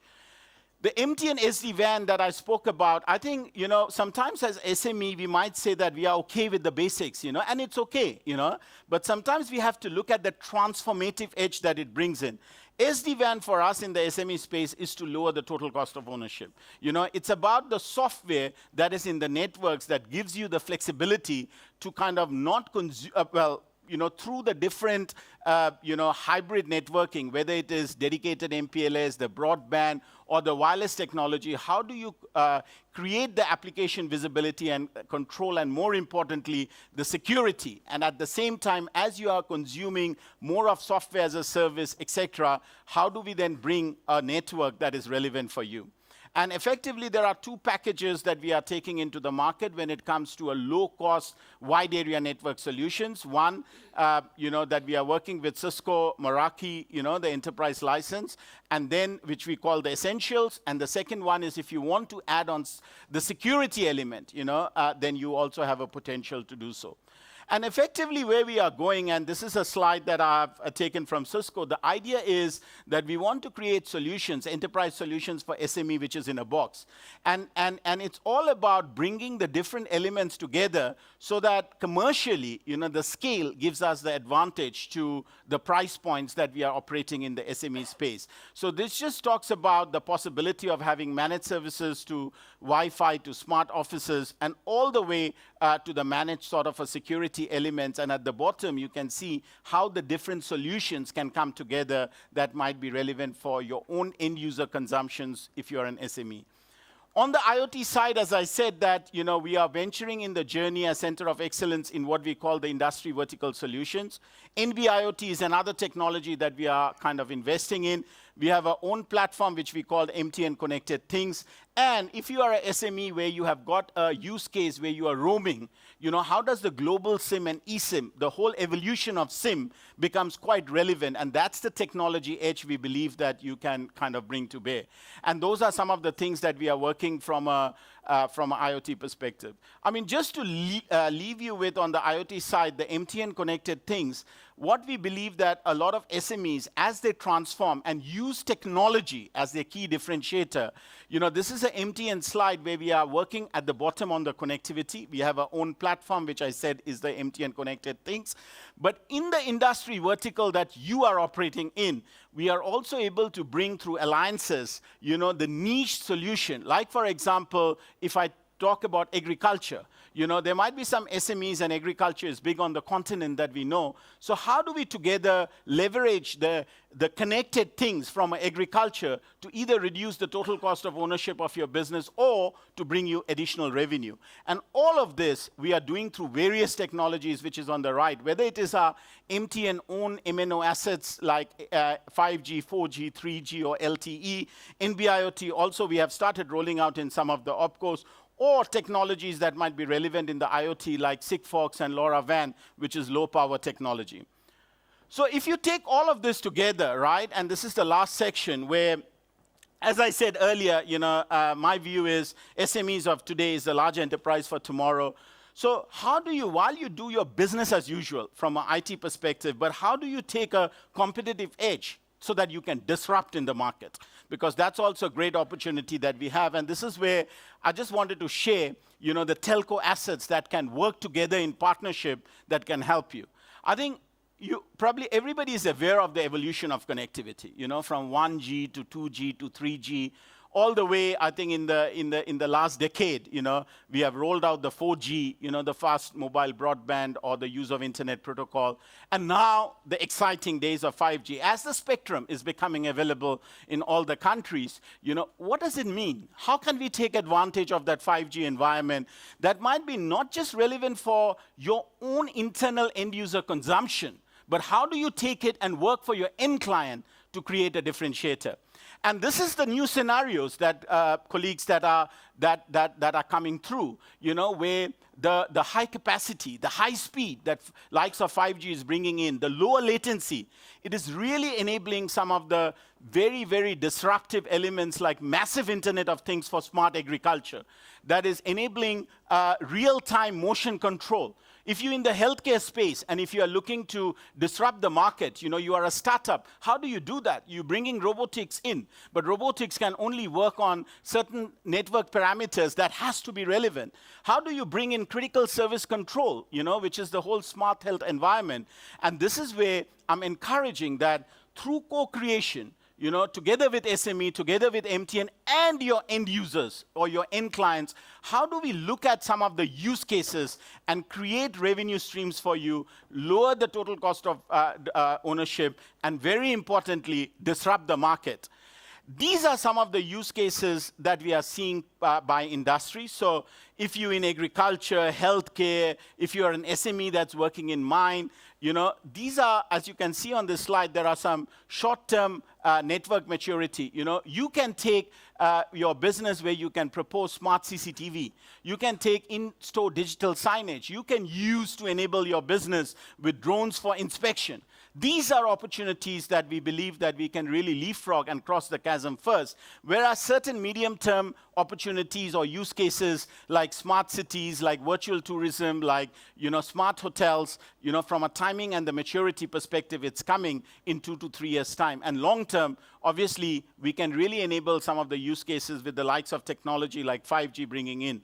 And our belief, Tumi spoke about belief, our belief is this is one differentiation that as a telco, as an MTN, this asset, if we can work together and we can disrupt the market together with you, we can both grow together. Last slide on my, that I have here is, so if you take the whole digital ecosystem or digital disruption, just to bring everything that I've spoken about from our strategy of telco to techco to the products that we're taking in cloud, Microsoft, in the connectivity, UCC, and in the elements of IoT. end of the day, we are looking at, like, for example, massive Internet of Things in the SME space, in the business that you're in, whether it is the tracking and sensors, whether it's the smart home, whether it's the new factor authentication, or mission critical controls. If you are working in the automobile industry as an SME and you are trying to get in the value chain of autonomous vehicle, all of this is underpinned by the basic enablement of network, of connectivity. And each of these use cases have different requirements. From an MTN perspective, we continue to leverage our telco assets, and I want to talk about a private wireless environment. It's not just the 5G. In some of the countries where we have got 4G, LTE, etc., how do we bring that to bear? How do we co-create? This is something we need to think jointly, to make, your business sustainable, and it also brings great excitement for us from a center of excellence perspective to make it real. So I think that's from kind of my side. Hopefully I think some of my leaders and colleagues will be talking a little bit more later. I know Jens is going to talk a little bit more later, but hopefully please do engage with us, in the partnership with Microsoft, Cisco, Sage, and all the other players that are here. We want to co-create, and that's the message that I want to leave you guys with. Thank you very much. Thank you so much, Sudipto. I mean, it's a lot of information, I know, to take in, and it's really Internet of Things. It's one of those things that sometimes you have so many questions. But he's around for 2 days. If you don't bug him now in person, I don't know when you're going to bug him. We've got a question from the floor, and I'm going to cross over to the lady. If you can just stand up, maybe mention your name, your SME, where you're from, and then you can ask your question. Thank you so much. I was promised it was not going to be a standing one, but here I am. I am Angelique, and I'm actually from MTN SA on the enablement side of things. So I was wondering, thank you so much for the presentation, Sudipto. In the spirit of business done better, what would you say MTN can do at its core to unlock some of these opportunities for the SMEs? Thank you. Yeah, Angelique, thanks for that question. And I think that's fundamental to the success of what we are taking to the SMEs to make it real. So I would like to call out 4 things, right, that what we are already busy with. And it's a journey that we're going through. I think the first one we said, as I said in my presentation, is platforms. So, with the likes of Cloud Blue and the marketplace that we're creating, it is just going to give us the agility. It's going to take a lot of manual process, out of the equation, and we will be able to a lot more relevant. So that's the first one. I think the second one is all about automation. In the back end, what we are going through the transformation, obviously, from an MTN perspective, our factories are hardwired, and there's a reason, because then we can scale. So how we look at the hardwiring of our factories to make it a little bit more agile, which talks about the central architecture of our IT systems that we're going to look at, what we generally refer as the OSS, BSS systems. So how does Center of Excellence leverage that, work with the OpCos, and bring the relevance. The third one, I think, is the service assurance and service delivery. Because from an SME perspective, it has got very different requirements. So a lot of things that we're working on, for example, on self-installation, or from an assurance perspective, to have a proper channel into it becomes quite relevant. And I suppose the fourth one that we are looking overall is how do we co-create, which is also a very fundamental mindset that we are looking to change so that we can grow with the SME for tomorrow. So those are the 4 things I would, Angelique, call out that we are working as MTN from a Center of Excellence perspective to be more relevant. I see I hope that answers your question. There are a few more hands. So we've got about 2 hands. I hope it's okay with my production crew. We've got 2 hands in the studio. We've got the lady dressed in blue. She was next to our question. If we can screen to the lady dressed in blue. There we go. Good morning, ladies and gents. My name is Kifilo Lekabe, and I'm a digital skills trainer, right? So I basically help small businesses to transition into the digital space.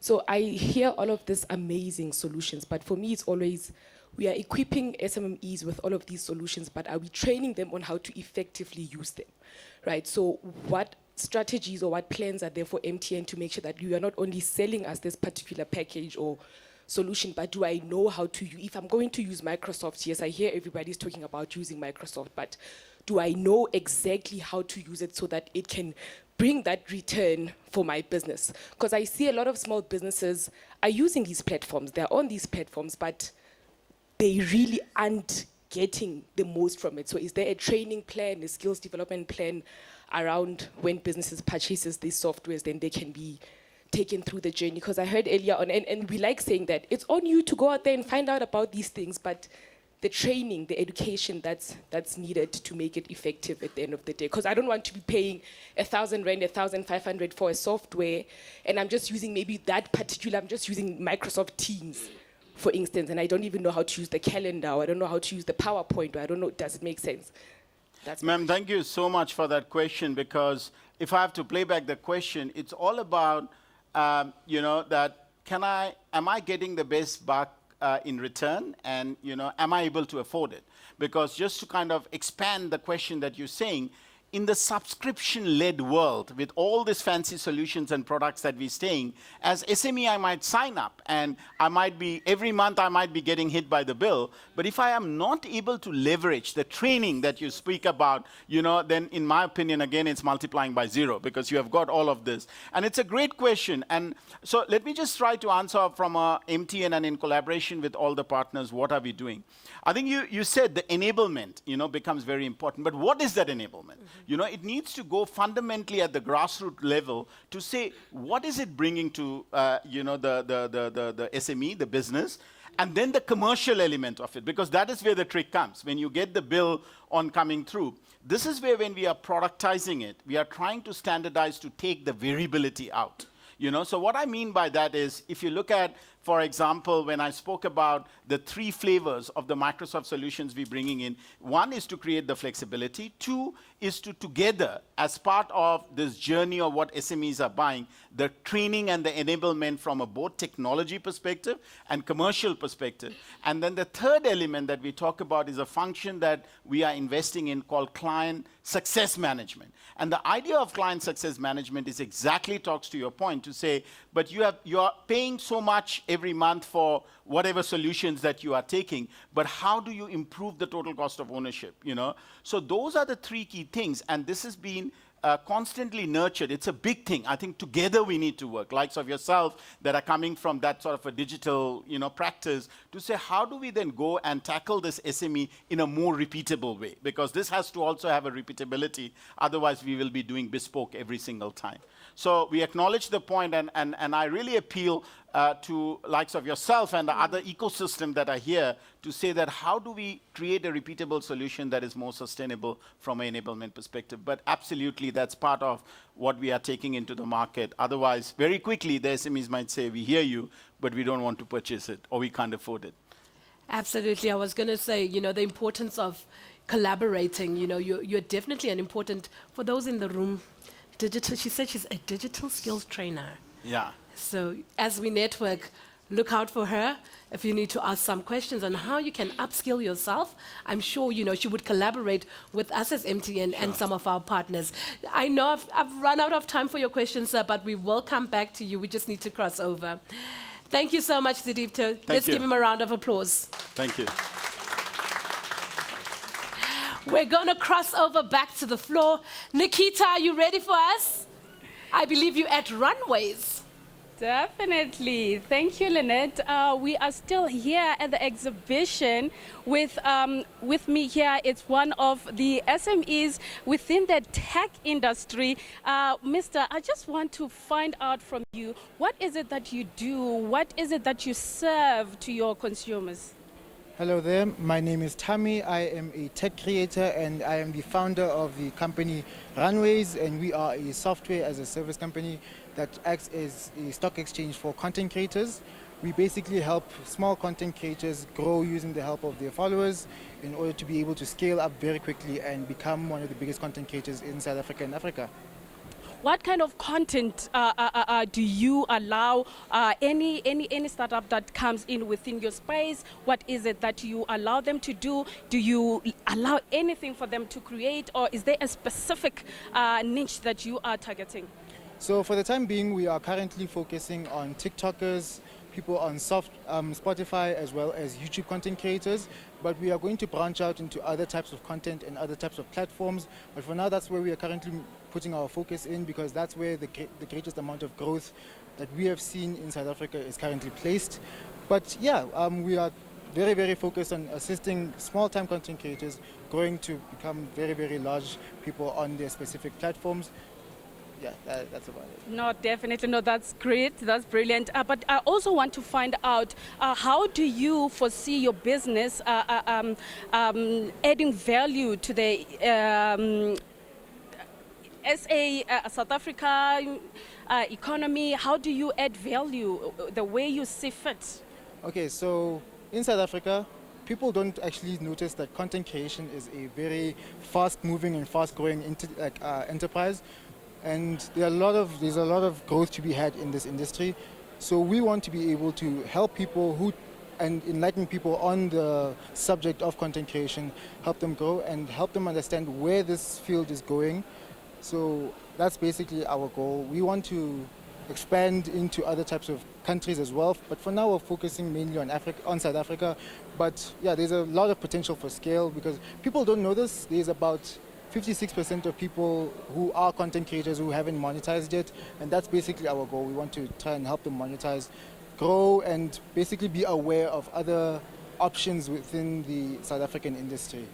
Fantastic. One last question from myself, sir. I just want to find out for the startups that are coming up into the industry, the same industry that you're in, the tech industry, what advice can you give to these startups? All right, so I feel like as a founder, the most important piece of advice I can give to people who are building their own software startups is talk to your users. That's one thing that people typically do not do. They think they have a great idea, and then they build a product, they launch it, and no one uses it, but they never actually ask the user what their problem is and how they can address it, because at the end of the day, it's a relationship between you and your users, and they're the only ones who can basically help you grow as a founder. So it's very, very important to talk to your users. No, thank you so much. We've heard it from Runways. I would like to hand over to you now, Lynette. Thank you so much. Thank you so much, Nikita. Thank you so much, Runways. Definitely an interesting business. I'm definitely going to visit them. You know, content creation, how to monetize that is something that is in the digital future. How do SMEs use content creators to help push their businesses? With that being said, I think we need a bit of a leg stretch. We're going to take a 15-minute break. For those online, please feel free to comment in our chat box, ask the questions, and teams will get back to you. We'll be strictly back at 12:05. So please ensure that you're seated back in the studio at 12:05, and you don't want to miss the next speaker. Trust me. With that being said, let's go for a break.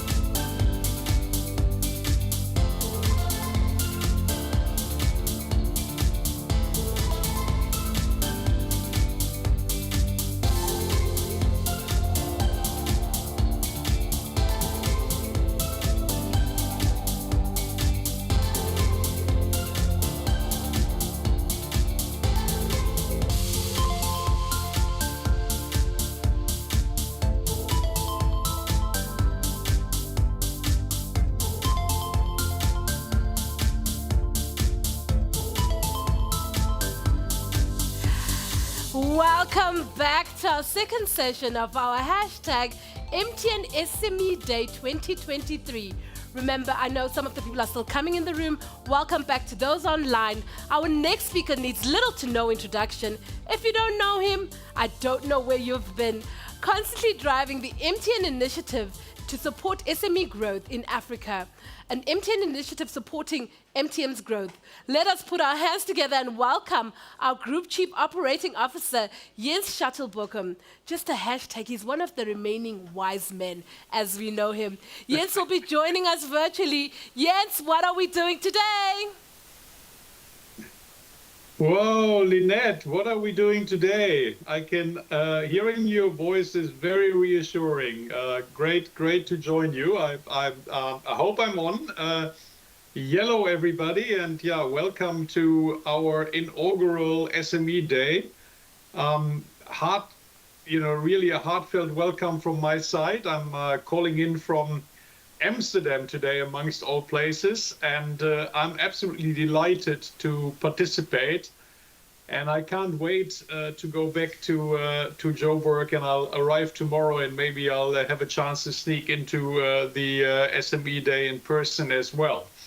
I'm the Group Chief Operating Officer at MTN, as most of you know, so I look after most of our commercial operations, and I'm particularly passionate about the enterprise space. So yeah, really highly energized about this event, which is a first for us on the African continent. And, talking about the African continent, of course, MTN is known to be the largest telco on the continent.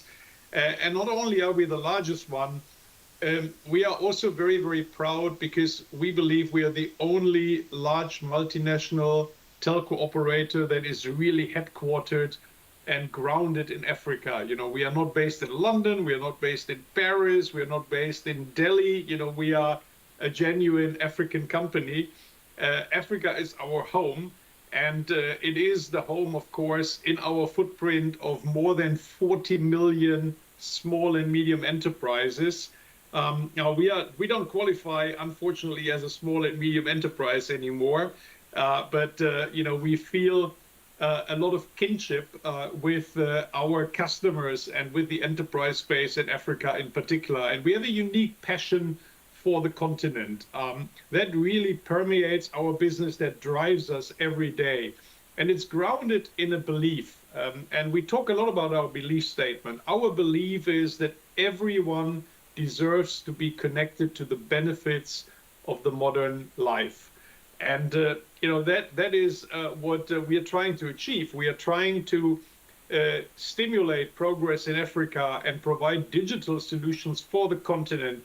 We are very, very passionate because it's such a youthful continent. I was actually on a discussion with some of our female talents, our rising stars in the organization earlier today, and we talked a bit about that. Up to 70% of the population in Africa is youth, is in the age group below 20. And that's a huge potential for, of course, economic growth and productivity. But the youth needs employment. They need opportunity. They need education. They need new capabilities. They need skills. And that is why the SME segment for us is so critical, because these 40 million SMEs in our footprint are ultimately the ones that bring hope to the continent, that bring employment, that bring livelihoods to the next generation, and that also provide opportunities for entrepreneurship and innovation that really allows people to thrive at the individual level. And that is something we just love as a company, and we really want to support in any conceivable way. Now, many of you have heard about MTN's Ambition 25 strategy. And I don't want to bore you with too much detail, but at the heart of the strategy, we talk about our 4 pillars. And the pillars are around providing the best platforms on the continent. And one of the platforms is the enterprise platform, and I'll come back to that. Second pillar is about providing industry-leading connectivity solutions. You know, we want to make sure that everybody is connected on the continent, and we are connecting the continent to the world with our newest addition to the brand family, Baobab, just started in that brand incarnation a week ago. That is the entity that connects us to the rest of the world on the internet. But of course, most of the connection is on the continent. And, you know, we want to be the best connector of people, whether it is based on, you know, basic voice communication or all the way up to 5G private networks and the newest gadgets and newest infrastructure we can provide. We also, in our third pillar, we talk about shared value. And shared value is, again, something we are very passionate about, because we want to share the value creation with the nation states we operate in and with the communities that we operate in. And MTN is present in almost 20 countries across the continent. And we pride ourselves of being a local company. You know, we have local shareholders in most of our markets. We have local relationships. We really want to build that institutional proximity to the nation states in each market. And that's why we talk in that third pillar about shared value. And fourthly, we are driving portfolio transformation. We are permanently reassessing our portfolio, and we want to make it future-proof, and we want to invest into the future. And enterprise is one of the key investment areas that we are passionate about. So, of course, the SME Day for us is an opportunity to position ourselves as the preferred partner for SMEs. And when we think about SMEs, we are conscious that a lot of you who are in that segment, who are struggling every day to make a living, to build your businesses, to find the right customers in the market, you're facing a lot of critical challenges.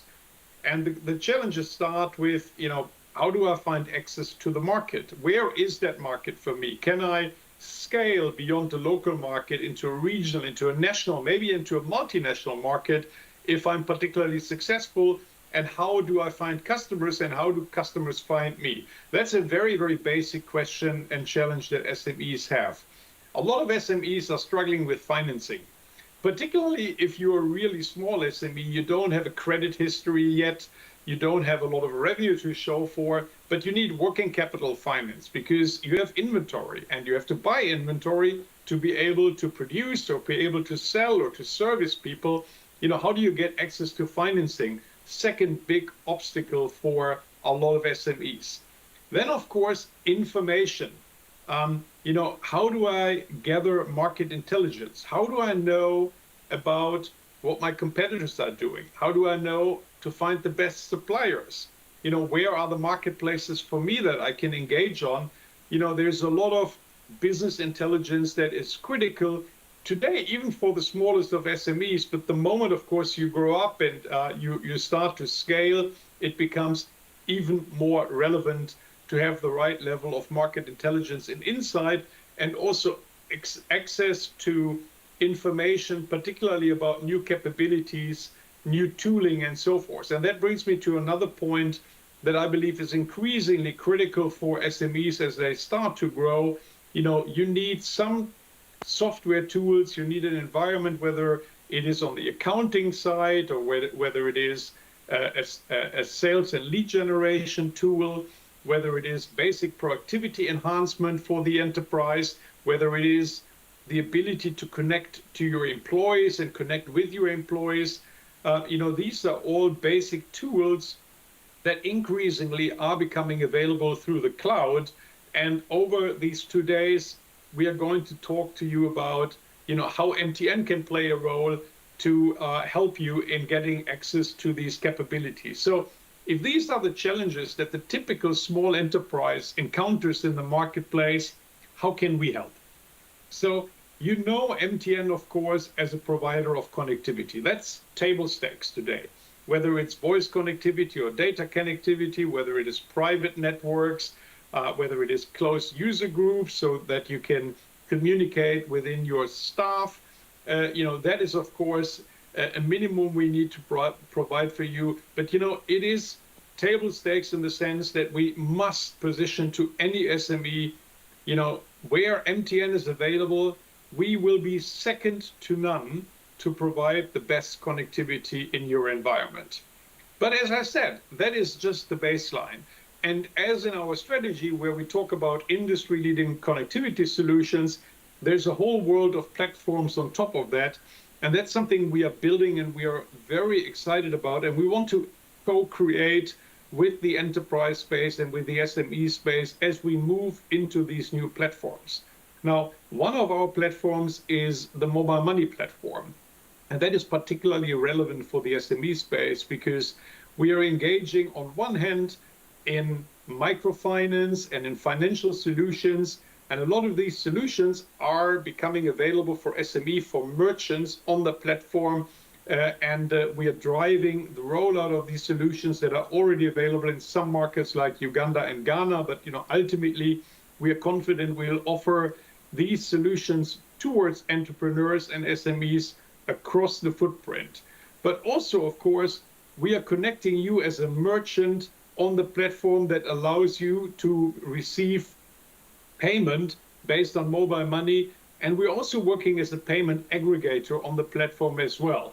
And there are some new exciting developments around insurance, around remittance financing and so forth coming onto that platform that we believe mobile money will be a cornerstone in the future of our proposition towards SMEs.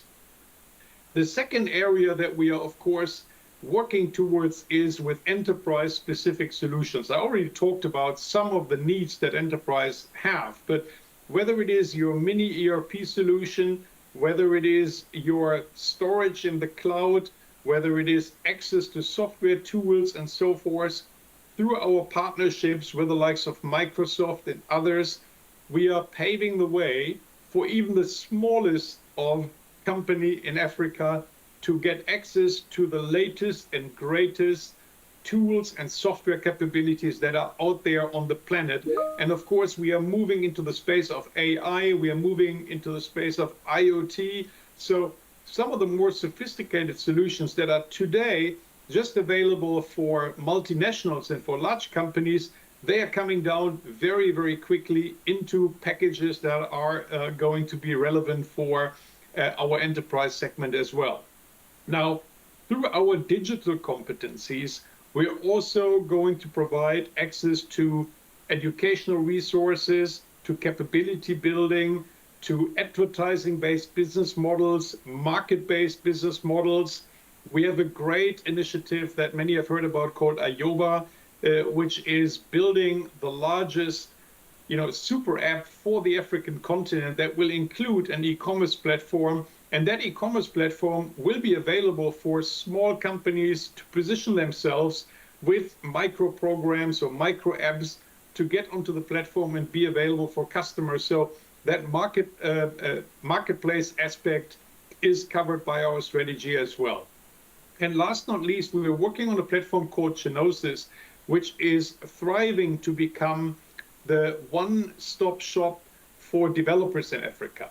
If you are a developer and you need access to application interfaces, APIs, or you need certain tools like low-code, no-code technology, Kubernetes, and so forth, we are thriving to aggregate that on the Genosis marketplace and make that the home for all developers. And there's a thriving scene of developers in Africa. A lot of the small and medium enterprises on the continent are actually already in the software and development arena. So what I'm trying to lay out is that as a corporation, we have that ambition to be at the forefront of modernizing the continent and providing capabilities beyond basic connectivity as quickly as possible. And we need to engage with the SME space. We need to understand your needs better. We need to get your feedback to really get a sense of how we're doing, where can we improve, what can we do more of. And that's why this first inaugural SME Day is so super critical and exciting for us. And I'm really hoping that over the 2 days, there'll be a lot of engagement, a lot of interaction, but also that you follow up as customers, as prospects, and give us pointers on what you want MTN to do. What can we do more of? How can we help you accelerate your business? Because we are all in this, we are all committed to drive the development of the continent. We believe in progress, and we believe that the SMEs on the continent are a force for energy, and we want to provide opportunities so that that energy ultimately can drive the progress and achieve real results on the continent, which is going to be the fastest growing continent for the next 100 years. Africa is going to thrive, it's going to make it, and we really want to be very much part of it. So let me close with a call to action and ask you to engage, to hopefully benefit from a lot of great presentations, from the insights and so forth. But let's not make this just a one-way street. Please also reach out to your MTN counterparts, your contacts. Let us know what you think, what you're missing, how we can become better, and really serve you as the heroes of employment, of livelihoods, of innovation and entrepreneurship on the continent in the best possible way. Thank you very much. Have a great SME day, 2 days actually of engagement, and all the best for the companies present on this call. You know, we are really interested in your individual success, and we wish every single entrepreneur on the continent that your dreams may come true, and we'll work hard to support you. Thank you very much, and have a great day. Thank you so much, Jens. Let's give him another round of applause. You heard it from him. It is a two-way conversation. It's not just about us giving you the tools and the business leads, but it's about you coming back to us, telling us what it is that you need, right? So I know we just had a break. Now we're going to have the most important break that you've all been waiting for. It is lunchtime. To those joining us online, we will be taking a lunch break. So lunch for you. We'll be back at 1:30 promptly. Please be sure to engage with some of our OMEs and SMEs that are outside whilst you're enjoying lunch. We'll see you back at 1:30 promptly.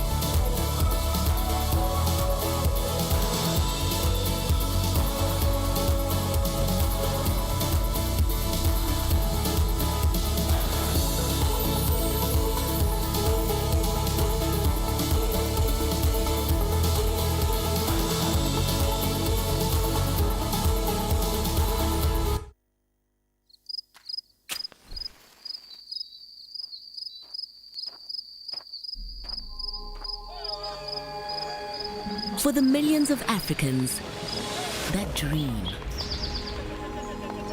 For the go-getters. For the risk-takers. For those that learn as they go. For the startups that push through adversity. For those that don't call it quits even when for the ones that rewrite the rules of the game. For those that live to serve. For those that think beyond a problem.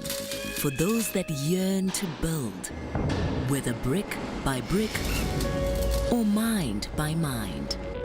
For companies that are big. For companies that are small. Even for companies that haven't yet left the garage. For dreamers with self-conviction. For teams that come together. For those with an absolutely unshakable belief in the future of Africa.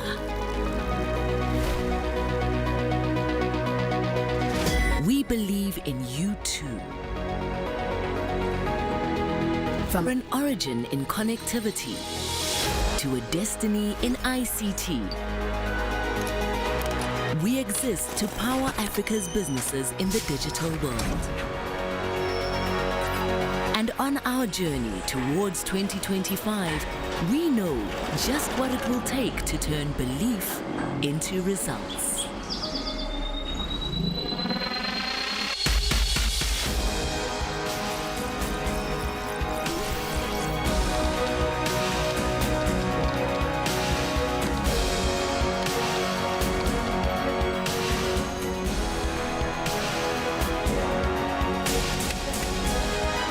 From our teams across the continent to the doorsteps of 1 million new employers. It's time to get business done better.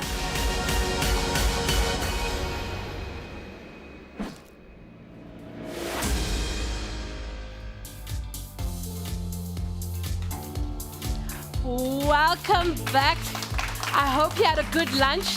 Your bellies are full. I know it's that time of the day where after lunch, you're feeling a bit sluggish. But I hope that you'll keep entertained with us and keep engaged with us. To those online, welcome back again. Please don't forget to comment in our chat box as well as any questions you have. If you are posting on social media, once again, remember it is hashtag MTN SME Day 2023 as well as hashtag Business Done Better. Please, I've got a giveaway. I did say I've got giveaways, so it's fastest hand first. Please note, MTNers in the room, you are excluded from this. So please don't put your hand up. I'm going to ask the question, can you name one of our exhibitors that are exhibiting on the floor? And if you can tell me what they do, but if you can't, but if you can name one of them, quick one. Yes, lady. Yes, ma'am. Mobex Advertising. Please see me afterwards for your prize. Let's give a hand of applause. I love all things digital, and we continue to embrace the digital world. I'd like to call up our next speaker with over 18 years experience across technology, media, and telecommunications in building solutions and businesses across Africa.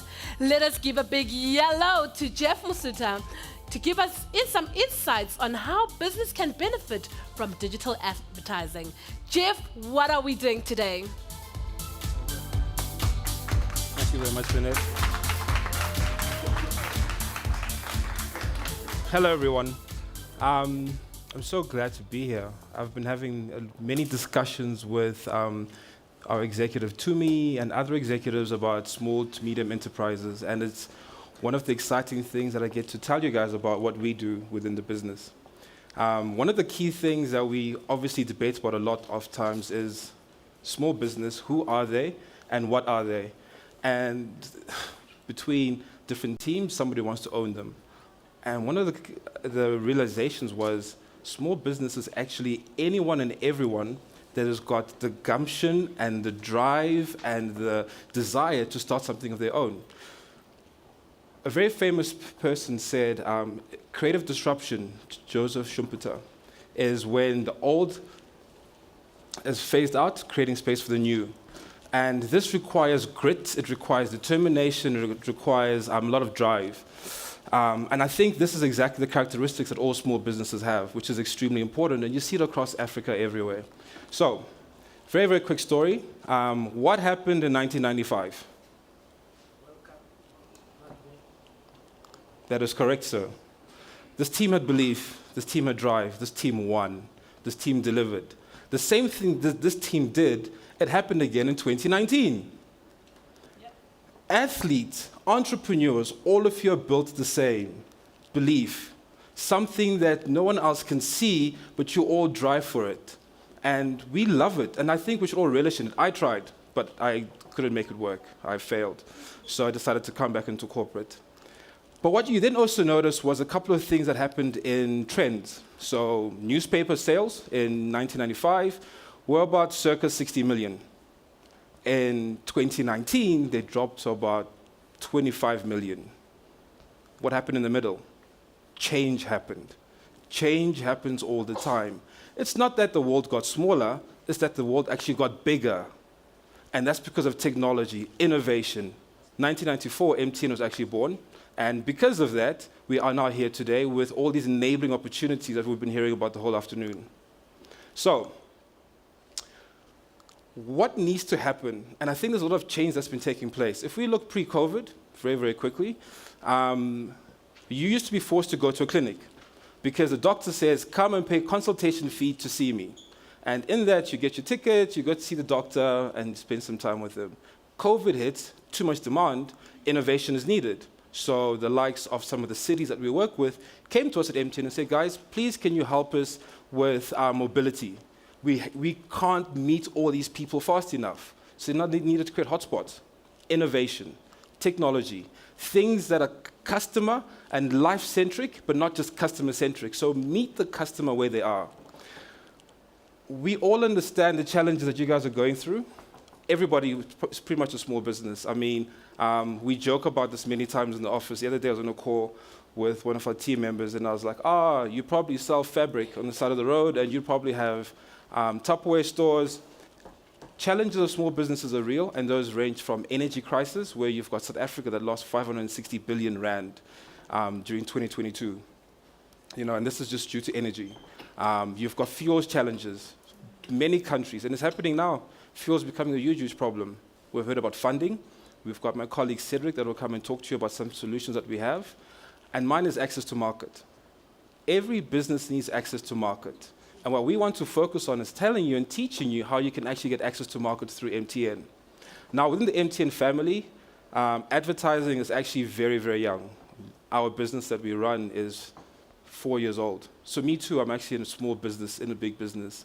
I know Jens earlier said this is a giant of a company, but I am still a very tiny business with beliefs just like yours, to challenge, to be a maverick, and that's what we do every single day.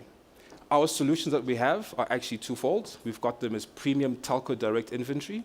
The team outside will take you through those, and we're growing into more platform future technologies as well. That will come later. But all of this, we work with our technology partner, Mobux, that I think you have met some of the guys earlier, and the lovely lady here remembered our company, so thank you very much for that. So, advertising with MTN. Number one, we all know that Africa is now a mobile-first continent. There is smartphone penetration at about 47%, with internet penetration about 66%. So you actually have more people using the internet than there are smartphone devices, which is not bad. But how do you reach these people if they're not online? So as a telco, we've got inventories that allow us to do all of these things. The beauty about about MTN in Africa is we've got access to over 290 million people. But I don't think the companies of your size right now, even some of the large OTT players, are trying to reach all 290 million people. And that's why it's important for us to have targeting. Targeting then becomes critical, reduce wastage. So small businesses, every business wants to reduce wastage. To reduce wastage, you must know your customer. How much about your customer's profile do you actually know and understand? When we look at data, which we do pretty much most of the day, almost every day, We're looking at different personas, age groups, movements, locations, etc. But what we've then done is we've created a telco-first solution that actually brings all these solutions for you faster and quicker. Now, our solution is 100% local, as you've heard earlier. It's been developed by brains and ideations that are African people working and living in Africa. Our solution is easy to use on your phone. You can literally pick up your device and book your campaign and inventory. So, put this into context. You have got a salon or a spa and you need to be able to reach some customers and you see your numbers are going low for the month. You can go onto channels such as above the line television, which are very expensive and scheduling can be very difficult. Billboard, which is also extremely expensive as well, and you're actually not really sure if it's measurable or how somebody can see it or responds or engages with it. Or you can look at other out-of-home channels. You know, you can go to other media channels. But the difference with digital channels is, as we mentioned earlier, with our inventory, you can reach somebody even when the power is not available. So during load shedding, we can still communicate with them. On top of that, we can still reach them on a smartphone or a feature phone. What that means is, you know the phones that used to have the snake? We can still reach you on a snake phone because of our technology and our systems. I mentioned to you guys before the importance of targeting, and I think this is a very critical one. And when we chat with some of our colleagues who work for the larger platforms, they tell us that out of, say, 100 targeting parameters, most people use less than 10. So we realize there's no need for us to go and build such huge things that people are only going to use less than 10. Because a big part of the thing that I heard today was education. Most people don't even know what it is or how it actually works. So we've made it simpler to literally say, how about we put the key parameters? So you've got your age and gender, you've got your location-based, you've got your device type of settings, and within these, you actually find that these are probably where the customers you're looking for do actually exist and reside. Now, a lot of people, I'm just going to give you a couple of snippets, and this is just to show you an inventory format that is SMS. But people think SMS is boring. That's a standard SMS. So a salon, like I mentioned before, wants to do a promotion, and he's like, I need to get my sales up, but time is running out, because that's the only other way to create demand, get your sales up. So he then does a campaign. He goes onto the app, and he broadcasts to the audience that he wants, that is targeted and selected, and he can run the campaign. But you can do more. It's not just standard SMS and text that appears boring. This can actually be very exciting and interactive. You can click on it and go to a zero rated. What zero rated means is there's no cost to the user for your ad being served, because we all know that data costs are a challenge. So this person is actually able to receive your ad at no data charge through our technology. And then there's more. So the text still comes through. SMS pings on the phone, the guy clicks on it to learn more, and there's supposed to be sound. It's not supposed to work like that. There we go. Not just an SMS anymore, is it now? And the same SMS still becomes more exciting when you say, okay, now let's talk to them. Let's have a conversational engagement with someone. Now, all types of businesses would need this in some kind of way. Service industry. So if you've got an accounting firm or financial services, you might want to engage with someone, gather some information before you offer them a solution. So you start a conversation. After they've had a bit of a conversation with you, you can then send them more information that's more interactive. It's not just an SMS anymore now, is it? So, in summary, one of the key things we need to do is to do business with each other. Let's buy local. Let's buy each other. Let's support each other's businesses. Mine is more of a call to arms to say, let's get started. If we support each other, our businesses will all thrive and grow together, collectively. I'm a small business, so also buy my advertising, as much as we will also come and buy your services. It is important that we start supporting each other and creating this system and this ecosystem that is our Africa of tomorrow. Okay. By the way, let's go support the Springboks. One more year, please. Thank you very much. Let's give Jeff a round of applause. Hashtag support local, hashtag buy local, and of course, hashtag support the Bokke, the Springboks. I don't see excitement. Hashtag support the. There we go, there we go. Jeff, before you go, maybe what is the one piece of advice that you can give our SMEs with regards to digital marketing? I think, you know, there's many books that have been written and many philosophers, but just stay true to your business and know who your customer is and go meet them where they are. Speak to your customer, listen to your customer. You know, we want to listen and work with you, so we obviously want to continue that engagement. Do the same thing for your customer. I think the biggest mistake we make is making solutions for them, not with them. So co-creation is critical. Co-creation is absolutely critical. Thank you so much, Jeff, for that. Jeff will be around if you do have any questions to ask to him. Thank you, Jeff. With that being said, we're going to see another entry from one of our MTN Jumpstart entries. We're going to cross over and let's see what they're all about.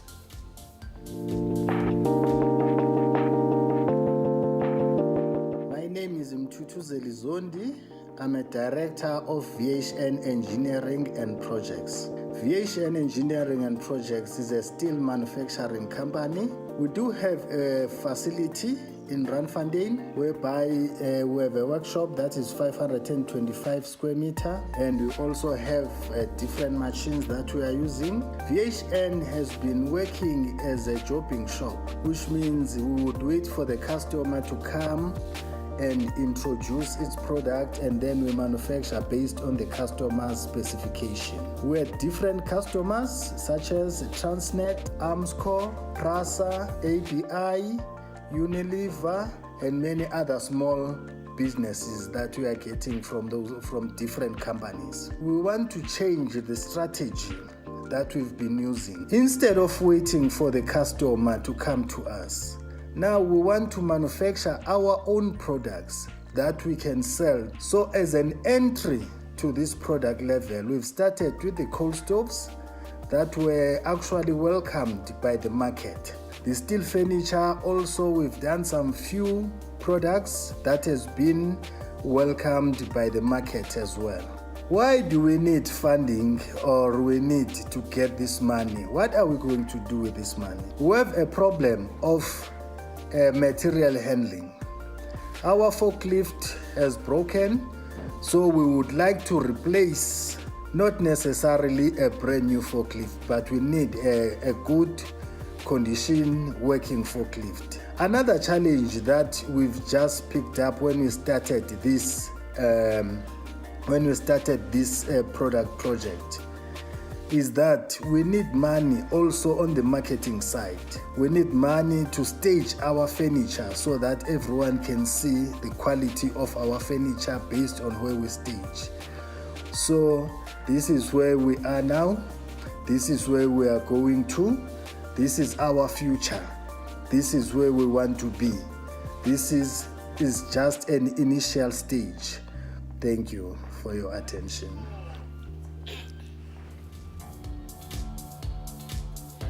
What another interesting entry. Remember, guys, there's still time, and we've got it up for grabs, 150,000 Rand. With that being said, our next section is a panel discussion. You don't want to miss this. It's always heartwarming to hear some of our SME stories. I'm going to hand over to Sanesh to lead our panel discussion. Thank you very much. Thank you very much. Good afternoon, everybody. Good afternoon. I hope everybody's feeling nice and energetic after that lunch. We have some real VIPs here with us, some sitting, around, and two particularly on the stage today. So I must say, it's really a privilege and honor to actually be sitting here with you today. My name is Sanesh Bihari. I look after the small, medium enterprise business at the MTN Group across all our different markets. Today, just to give a little bit of context before we introduce our VIPs, is that we wanted to come and share some real inspiration with all our SMEs, both here in the room and across the markets. Just to give our panelists an idea, we had over 1,000 RSVPs to stream online, SMEs across the different markets that we serve. And we have about roughly 40 SMEs sitting here amongst us inside the room. So this is really about coming and telling an inspiring story. How some of the SMEs, particularly in this case in South Africa, we started here, how they've navigated turbulent market conditions over the years and how they've been able to extract growth.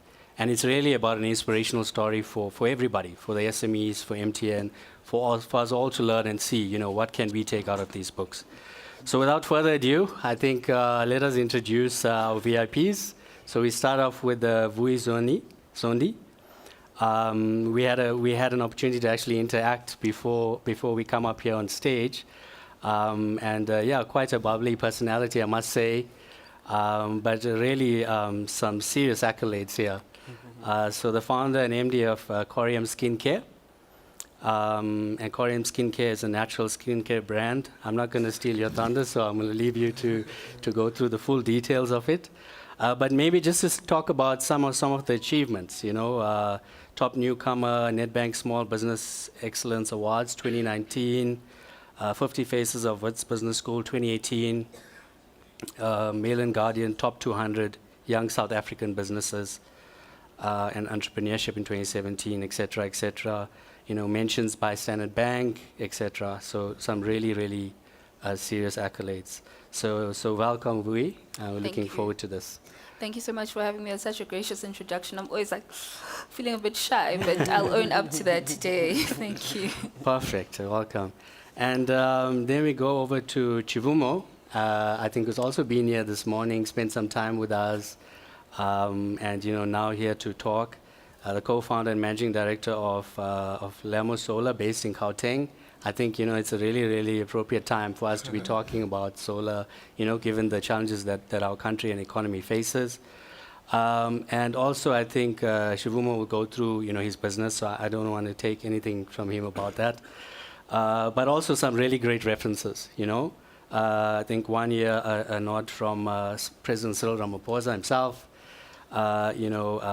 various posts on LinkedIn, some hard-hitting professors in the academic industry also quoting him. There's also one on Green Africa, talking about a hugely successful CEO. So also to you, Chivomo, welcome, and really looking forward to it. Thank you so much. It brings great delight and pleasure to us to be amongst other entrepreneurs and to share lessons with everyone. Perfect. So let's get into it. I think maybe just to give a sense, I think both of you have been here now. We've experienced the conference. You've looked at the different exhibitors, had some time to interact with some of the MTN staff and also other business owners here. What's been your sense of it? What's the pulse of the conference? How have you felt it? Maybe we start with you, Vui. Yeah. So when I came, I just came and I sat in a corner and I thought I want to observe. And for me, I think coming from a consulting background, you always want to observe the people. So when I sat and you were speaking to someone, you're like, oh, these are the people who are going to be on my panel. I'm like, is that her? And I was like, no, I'm still sitting in a corner. I just wanted to observe. And I just wanted to observe the people. Because I think most important in the organization are the people. So I just wanted to feel, what is the culture like? How do people interact with each other? What language do we use? So what most impressed me was that it felt very warm. It felt very much to be a space with lots of knowledge sharing. And so I think that's what I've taken from the small time that I spent before coming in. Absolutely. I think we really sensed a real buzz, a lot of energy in the day. So Shivumo, over to you. How did you feel it? Well, it's always quite heartwarming to be around fellow entrepreneurs who are trying to shift ground against all odds.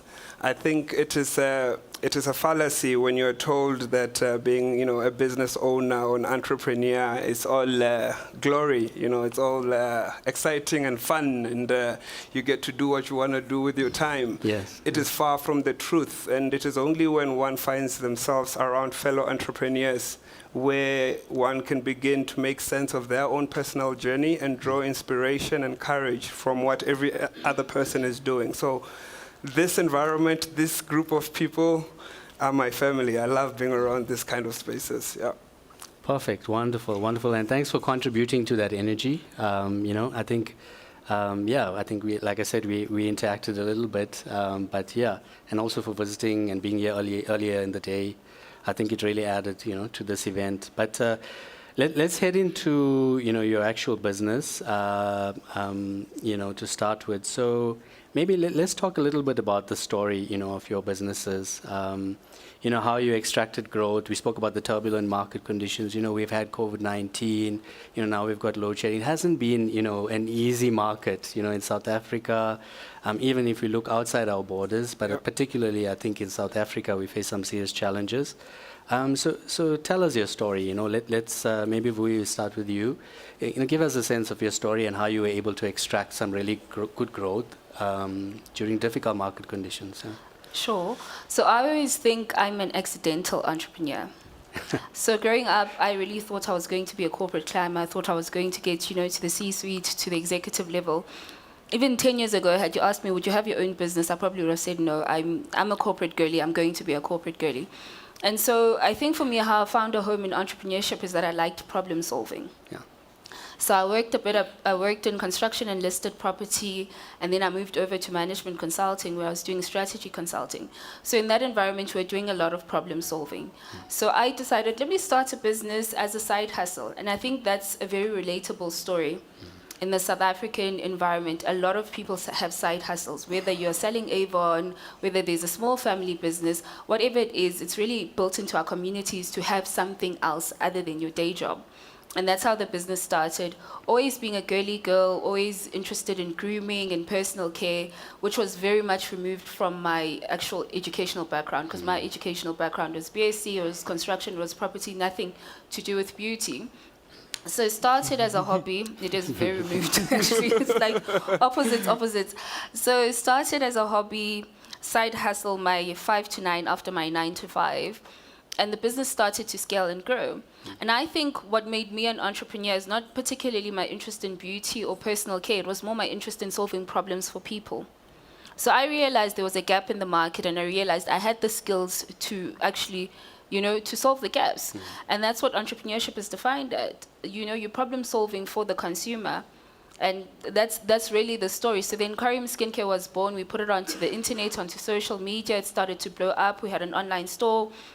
We started to have external listings on Faithful to Nature, Zando, platforms like that. So it literally started where I think most businesses are still trapped in that side hustle, sort of an environment. And I am really the poster child, I think, for accidental entrepreneurship. Super. I think that may become a phrase now, this accidental entrepreneur. Good problem to have. But Shimumu, let's head over to you. Let's hear about your story, and your product, and how you've been able to extract growth. Yeah. So our entrepreneurship journey, and I say our because I make reference to my business partner, Mr. Elmond Koza, who's a very close friend of mine and is unable to join us here today. Our journey spans from university. Funny enough, I was paid for my cost of study was paid for, and I got a bursary from a coal mining firm. So I was previously mining a lot of coal before I realized that there was a cleaner, less dirtier form of energy, which is renewable energy. And this happened in our final year of study. So a lot like many other people in university, you go into university, you've built your very identity around your academia. So we were, nerds at the onset. And the exposure of being in a big city, coming from a village like mine in Venda, kind of seeped into my head. And I lost focus from my academia. At that time, I started to have academic challenges, and the only way to get myself out of that was to find a job or to do something that would generate revenue. And that's when we started, a couple of businesses running tuck shops and all sorts of stuff. But in our final year of study, we proposed to do a feasibility study. This is over 10 years ago now, on a rooftop solar facility for one of the buildings on campus at a time when renewable energy or solar PV was taboo. We fortunately, had a very successful laboratory project where industry experts were able to come and view our product and had very positive things to say at the time. And post-graduation, we were left with either one of two options: to send our CVs out to all potential job opportunities or to continue with what we're doing. And by the grace of God, our then laboratory supervisor, Professor Vili Cronia, used to get a lot of calls. This is around 2013, when there was a lot of the second bout of load shedding. So a lot of people would call VETS and ask them for solutions, and he referred one of the first clients that we currently boast ourselves on, and that is really how Lamo Solar was born. We've went on to servicing residential market, commercial and industrial markets. We currently, one of our flagship most proud moment is that we're currently powering up 100 homes in a village called Upper Blinkwater in the Eastern Cape. So yeah, that's the long and short of it. Super, congratulations. I think that deserves a round of applause, right? 100 homes. Super, yeah, thank you. No, it's really, really inspiring, listening to these stories and seeing people, from our country, start up things and really get it to grow and scale. And not just to talk about the easy parts, like you said, there's a lot of bad parts and a lot of challenging parts. So maybe let's head to that, I think when I met Vui earlier, and she was talking about some of her business, and we were talking about, when you get to that point where you now really want to scale the business. And there are a lot of things that go through your mind. Now you got to start looking at capital and the cost of capital and how do you get that? Where do you start? There are so many things that you have to think about as a business. As you move through the different stages and you want to scale. You may be starting off a business and it's about cash flow. How do I make it from this day to the next 2 to the next 3? To 5 days. So, what is your having gone this far in your journey? Give us a sense of, what's the advice you give to the SMEs that are here today, that are online, to the continent at large in Africa. What's your advice to them?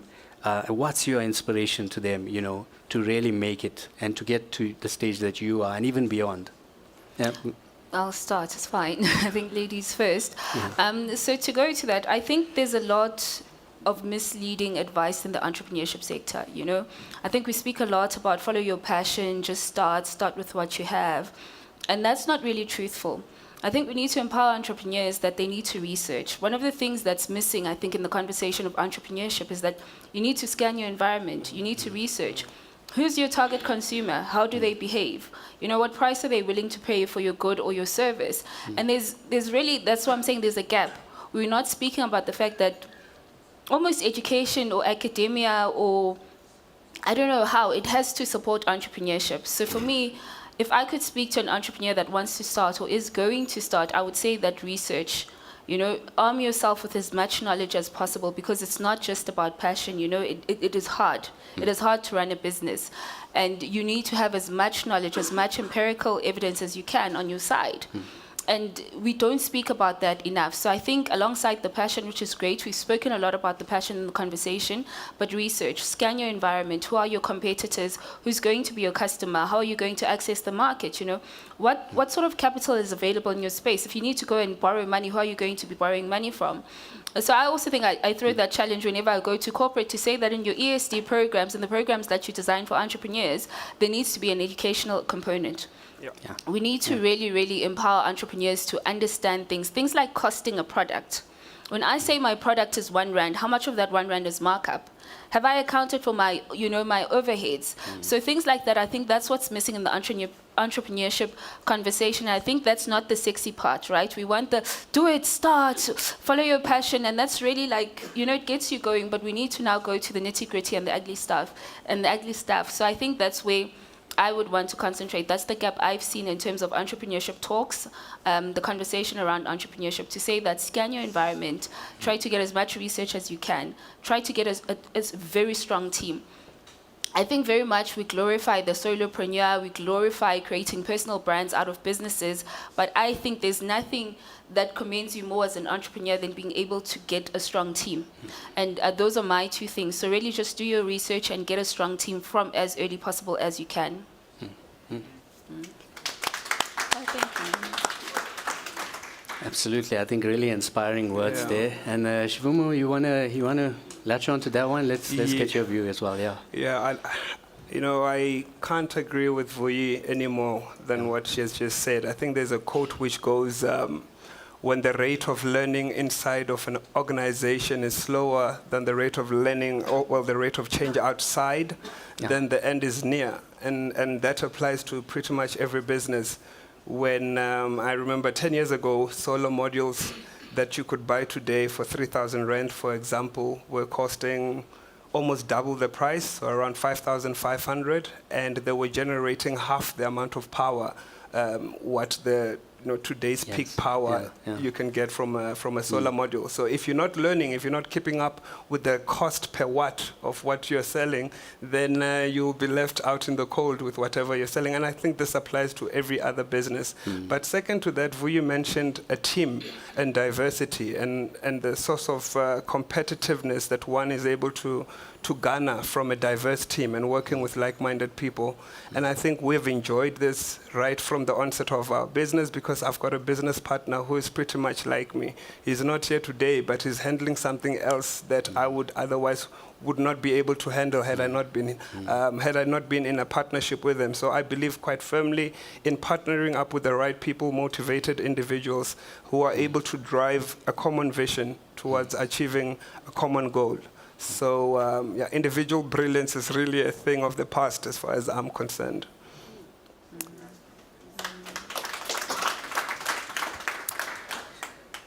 Okay, well, I think thank you very much. It's been really, really inspiring. Thank you for your story. Thank you, for the words of wisdom, your advice to the different SMEs out there. And I'm sure, in future we'll reach out to you guys, as we continue. This is a long journey for MTN. We were speaking earlier in the day about this 40 million SMEs, across the continent, across the MTN footprint.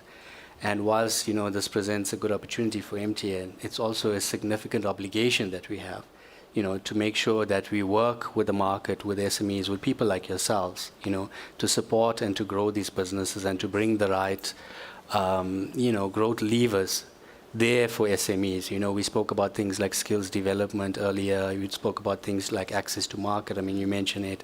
Access to finance. How do we manage cash flow? Access to infrastructure, et cetera, et cetera. So, we are on a journey here together, trying to, co-develop and build this market together. And I don't think there's anybody else better than the actual customers, the SMEs, the VIPs, because everything starts and stops with yourself. So I thank you very much. And thanks to everybody online and here with us. Until we meet again.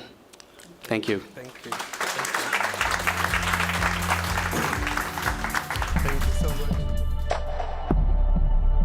SMEs employ more than 80% of the workforce across Africa, so they are vital to the economies and to the GDPs of our continent. So it is important that we get some time to actually engage with them and actually understand where they're going. We're quite excited to be hosting our SMEs, actually for the first time from an MTN Group perspective, having this SME Day over 2 days. Some of them will be exhibiting their services to other SMEs, but what's most important for us is to hear from them. How can we serve them better as in the small medium enterprises? If you're going to drive business digitization and business growth in Africa, you've got to focus on enabling SMEs. What are their needs? and then what are the solutions that are going to make them better and help them to have more productive businesses. That's our duty to SMEs. Our job is to make their lives easier. So what we've done is we've built a platform that is a self-service, that has got targeting capabilities, demographic targeting, it's got location-based targeting to help them access the market and create demand for their products and services. SME Days is an opportunity also to bring on board different partners that we'll be working on. As you know, we signed a partnership with Microsoft, which is a great opportunity for the SMEs. It's really about bringing the best of what MTN can do and what we can do through partners to create an ecosystem for the successful entrepreneur and for the SME segment to thrive on the African continent. The interdialogue, understanding where they're going, what they're driving, how do they see the future, and particularly how do they use technology in order to help them deliver the services, to deliver the products that really make this African continent really tick and move forward. And basically, how do they make business done better? So if you're in the SME space, please make sure to join us online for SME Day 2023.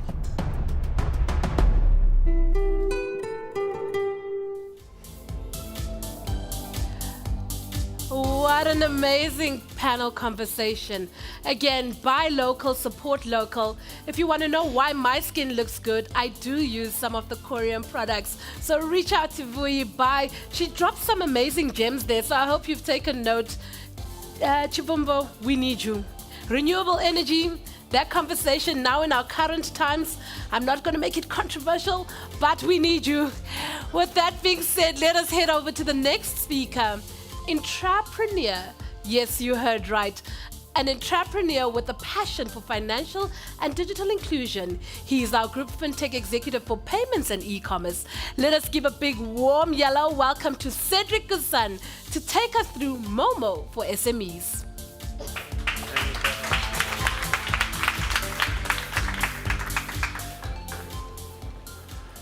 So, good afternoon, everyone. Very, very excited to be here. SMEs they are very important for our economies. And the first question I want to ask you and put out today is, do you believe in revolution? You do. Very good. If you think about 25 to 30 years ago, right, access to telecommunication was very limited. 10 to 15 years ago, access to data was very limited. But today, payments are still made in cash. 90% of payments are still made in cash in Africa. And this is the beginning or the opportunity that we need to look at if we believe in revolution. What are we doing at MTN? Over the past 12 years, we've been building a platform to digitize payments and to digitize transactions in Africa. We started with the consumer side. We enable people to have a mobile wallet. We enable agent network to digitize cash through cash in and cash out. We registered customer. We enable customer to pay for airtime with their mobile wallet at the basic level. We then start enabling customer to pay their bills. And this was the beginning of the payment revolution. About 5 years ago, we started looking at businesses. And we thought that many businesses of any size could leverage what we've done and the consumer base we've built to digitize their own payments. If you make a step back, without digital payments and without digital transaction, you cannot get a loan. You cannot have access to insurance services. You cannot have access to financial services. It is the base. It's like communication. So through our history, because we digitized payment, we were able to introduce lending services to our customer, for example. This was a revolution in many of the markets where we are. Most of our customers never had access to lending before. And today we have more than 60 million of our customers that use mobile money every month. And we thought this is a platform actually for businesses. So we started our journey into payments and business. We first focus on these different segments that you see in the slide. We see the street operator as a business. And actually, there are many of what you see here as nano in our countries. They are the power of the economy, right? So we want to solve for them. They are at the exact edge, like Lilian was saying this morning, between the consumer and a business, but they are a business. So we need to solve for them. We have the micro. Again, this is another engine of our economy. They are everywhere, right? This is where we shop. We have the SMEs, small, medium, and large companies that also have payments problem, and we have service partners that use our API. And we introduce products for each of these segments. So if I start with the left, we enable a simple feature phone, a simple mobile money consumer to be able to open a business account. And this is done in less than a second, just by dialing a USSD shortcode. And with that business account, you can start accepting payments, making payments, having access to loans, and so on and so forth. We introduce a web interface for the SML and the micro. We introduce an app for them to be able to digitize their payments. And about 4 years ago, we introduced our API program. I'm coming back to this slide because when we think about payment, and again, this is the base, this is how we think about it, right? A lot of time, when we talk about Momo, we think about the consumer. We think about the left side, C2B, how people are paying. But business are paying each other. And by the way, small business pay other small business, who pay other small business, who pay big businesses, who pay consumer. So there is a whole world of transaction that happen in this ecosystem of businesses that we want to digitize. Why? Because we want to give visibility to this, because we want to enable lending to happen in this value chain, and because we want the economy to grow. So what are we offering to businesses? This is just a snapshot of our API program. And just by the way, we have over 10,000 partners, 10,000 companies that have used this API program to accelerate their growth. If you think about prepaid solar energy, in many of the markets where we were, people could not pay remotely, right? So it was impossible to have a prepaid solar solution. Because of digital payments, this now became possible. That was a revolution. Prepaid water, just give an example. And we have many examples like this. Digital lending, there are many, many examples like this of companies that have used Momo to accelerate their business and unlock new potential for themselves. So our platform at the basic level enables business to pay. A business, like I said, can pay another business. They can pay consumer, they can pay salaries. It enables business to get paid. That's the most important for a business, right? And it enables business to get paid in many different forms. It can be merchant initiated, it can be consumer initiated in many different phases. We enable business to interact with the 60 million customers we have. And that's the opportunity we see for business to scale, right? If you are a small business, just imagine having a place there in our app or USSD menu that is visited by 60 million customers every month. This is a disruption. This is a platform where business can grow to have visibility.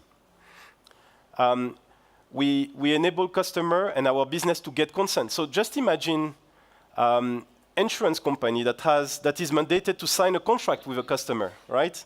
This is a big cost. You need to print the paper. You need someone to go see the customer and sign a contract. This is a barrier to growth. Well, we use the mobile money PIN to facilitate that. So this is saving costs for the business, but also enabling business to scale. We enable business to identify their customer. You can know the age of a customer, his name, if you want to personalize your experience. And this is all available. We enable business to distribute our own product and make money. Because when you have digital money, well, you can sell airtime, and we pay commission for that. And of course, we enable business to manage their own money and their own accounts, right, with our different products. What we've done at MTN is that we've applied that to ourselves. And we've transformed the way we digitize, the way we sell airtime ourselves. So if you remember you know, about, well, still the case in South Africa, but in many of the countries where we operate, you know, about 10 years ago, or even 5 years ago, you would buy airtime by using the famous scratch cards. We have countries where this almost doesn't exist anymore. And to distribute the scratch card, we have distributor, and then we have bikers, we need to manage stock, and so on and so forth. Now, because our customer can pay, well, they are paying us directly. And that's a revolution. And we believe that this is something many large businesses and SME can apply to themselves. This has enabled us to save costs, but also to reach more customers. So if you look at the value chain of big businesses, right, there are many, many parties into this value chain. Businesses have suppliers on the left side. They buy, for example, crops from cooperatives or individual farmers, for example, right? There is a payment there, and there is a payment that needs to be digitized. The digitization of this payment will benefit the farmer or the cooperative ultimately, because we are going to have data now on the payment of the farmer, and we are going to be able to offer this farmer loans. That's a benefit for the farmer who will produce better. On the other side, the big business also have needs to collect payments from their customer. If you take FMCGs, their own customer happens to be smaller business, actually, not consumers, right? It's the smaller business who distributes. They have trucks going around collecting cash. These trucks get robbed, and also they don't secure the payment from their own customer. Now we can digitize that part and enable the payment to be done completely digitally. This is bringing value to everybody, not only the big business, but also the small business who is now showing his data, and he can get access to loans. So these are just examples of the things we've enabled.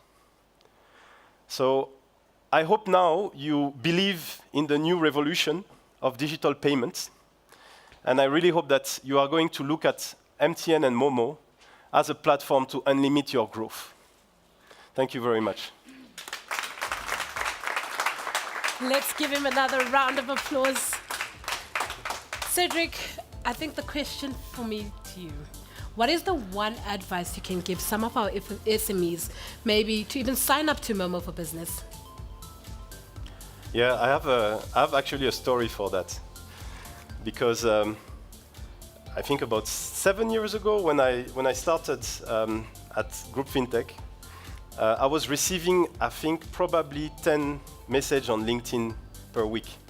We want to integrate to MTN. How do we make this happen? And that was the genesis of OpenAPI, and the genesis of thinking about an ecosystem as opposed to thinking about, you know, doing a project for every integration. So they just need to visit momo.mtn.com/developers, and they will have access to all the APIs and be able to open their account from there. Perfect. It's as simple as that. As simple as that. If you need that URL, you're more than welcome to visit the Momo stand. Let's give Cedric another round of applause. Thank you so much. Thank you. So now I've got another prize to give away, and this prize you'll need it, you know, in South Africa, you know, load shedding. So this will help enable to power your phone. What does Momo stand for? Fast hand up. What does Momo stand for? There you go. Please see me afterwards to get your prize. There we go. Now we're crossing over back to our exhibitors. Nikita, are you ready for me? I'm good. I know you're over with Chinosis. Thank you, Lynette. Of course, we are not going anywhere. We are still here with our SMEs, but I know that this guy here, he works within Chinosis. But I want to find out more because there's just so much to unfold. I want to find out more. What is it that they are doing today? What is your participation today? Hi there. Thanks for making the time. So I represent a company called Let's Trade, and Chinosis is going to market in two areas. One is in the API business, and the other one's on the platform side, platform economies. So we're supporting Chinosis with our Let's Trade commerce platform. It's an on-demand commerce business. Did you hear that? APIs, APIs, I always hear about that, but I have no idea what that is. Just tell me, what kind of challenges are you like solving on a daily basis? Okay, so we talk about on-demand commerce. Think back to prior to COVID. The thought of having anything delivered to your house, no one really went to. We all went to shopping centers. COVID changed that completely, and digitization has changed that completely. It's now completely natural for us to want to order online, and large retailers like Checkers have launched 60/60, and so what do you want? You want instant gratification. You want something, you want to purchase something online, and you want it delivered to your door. The challenge for the SMEs now is large-scale retailers like Checkers have set the bar. Okay, so if you want to be in online, unfortunately, even at an SME level, you've got to have the attributes that allow you to compete at a level like Checkers 60/60 without the budget. So that's where we come in. No, this is the definition of business done better. But tell me, why MTN Business? So if you think about an SME, the way we look at it is when you start a business, everybody needs connectivity, they need communications. I looked at the announcement and some of the presentations today with Microsoft, so collaboration tools. You know, we firmly believe that in addition to some of those core fundamentals, businesses need an accounting system and they need to be trading online. So we fulfill that piece around the online trading piece. That's where we fit in. And you know, for us, MTN, great way to scale. It's got a tremendous brand, and I also see MTN open to partnerships. You know, we're seeing a lot of stands and exhibits here, so very encouraging that MTN Business is, you know, aggregating these partnerships, and with Genosis platforms, we'll play in that in the ecosystem. Most definitely. Genosis operates under MTN. Genosis is MTN. We are working smarter. Thank you so much for joining us today. Thanks for your time. Thank you.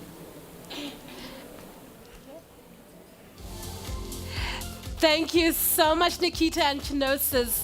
Well, we've come to the end of the day. I know, you know, there's a lot of technology jargon that's been thrown out. Please don't be scared to ask what is an API, what is API Open Platform. Visit these stands and ask them, what is API? How will Open API help me and my business? So if you don't understand what they mean, feel free to visit the Genosis stand, the Momo Business stand, the MTN Enterprise stand, for you to get a better understanding of what this technology can do for you. Dumi, it's been an amazing day, right? Absolutely. Lynette, you've been amazing, as usual. Thank you for hosting our first ever SME Day. And yeah, I think it's been, what is a highlight for you? It's time for me to ask you questions. The highlight for me definitely has been meeting everybody in the room. There's a beautiful lady I met at the tea time, and she's like, "You're amazing." I'm like, "Oh, I try." And she's like, "Don't ever use that word again." So today I learned a lesson not to use the word "I try" and just accept the compliments with grace, of course. But another highlight is absolutely, you know, the discussion between Quorum and Zeno Technologies, you know, about what they're doing in the industries. Again, how do we support local? How do we buy local? How do we help you upscale your business in the economic times that we're living? I know a lot of businesses are struggling. A lot of people are struggling to get customers and clients. How do we help you get digitized? Because we have to face it, and we need to embrace the digital world. If you don't embrace the digital world now or understand what's happening digitally, your business, unfortunately, won't reach the different customers. Momo Business is a great example, and it's something I hope will thrive here in South Africa. If you don't know about it, look it up. So that has absolutely been my highlight for the day. I think that's amazing. I mean, like the way in which we've actually spoken in a terminology, in a language that allows, you know, our customers to also understand, for them to be able to also decipher it over to their own customers. So it's been an absolutely amazing day. And I'd just love to give a round of applause of everyone that sat the whole day and sat with us. It has been really great in engaging you guys, not only just, you know, in this forum, but also outside where we had an interaction. And actually we got to hear some of your thoughts around what does this day actually mean for you guys. We know that there were a number of people also that were online. Absolutely. I think there were thousands online. We'd like to thank you and appreciate you too. We know it's not easy to watch something online for a long period, but you've stayed with us all through this time. So we thank you and we appreciate you. You know, again, another appeal. If you haven't entered, this is free money, but it's not only money. You know, there's other things that come with it, you know, and access to some of our partners. So please do put in your pitches. If you're unsure of how to put in a pitch, you've got access right now for those in the room. You've got access to the team here. So don't be shy, don't feel afraid. Just nudge them and say, how do I put in my pitch? How do I record it? What can I do? And let them help you. Don't forget, hashtag MTN SME Day 2023 and hashtag Business Done Better.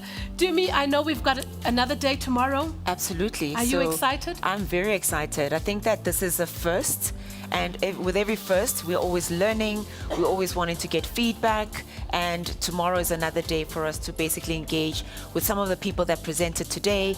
Any questions are obviously, there's nothing taboo, everything is open, and we're here to answer any questions, and tomorrow is another day. Now we know that time is money, and we know that the time you guys have spent here, you spent it away from your businesses, but we hope that this is actually been something that is enriching and also something that we can build on every year, every day. So we welcome you guys again tomorrow, all the viewers that were with us the whole day today. Thank you again for tuning in, engaging, you know, shouting at us, engaging with us. But as I said, there's nothing taboo. So I'm really looking forward to more of what is in store again.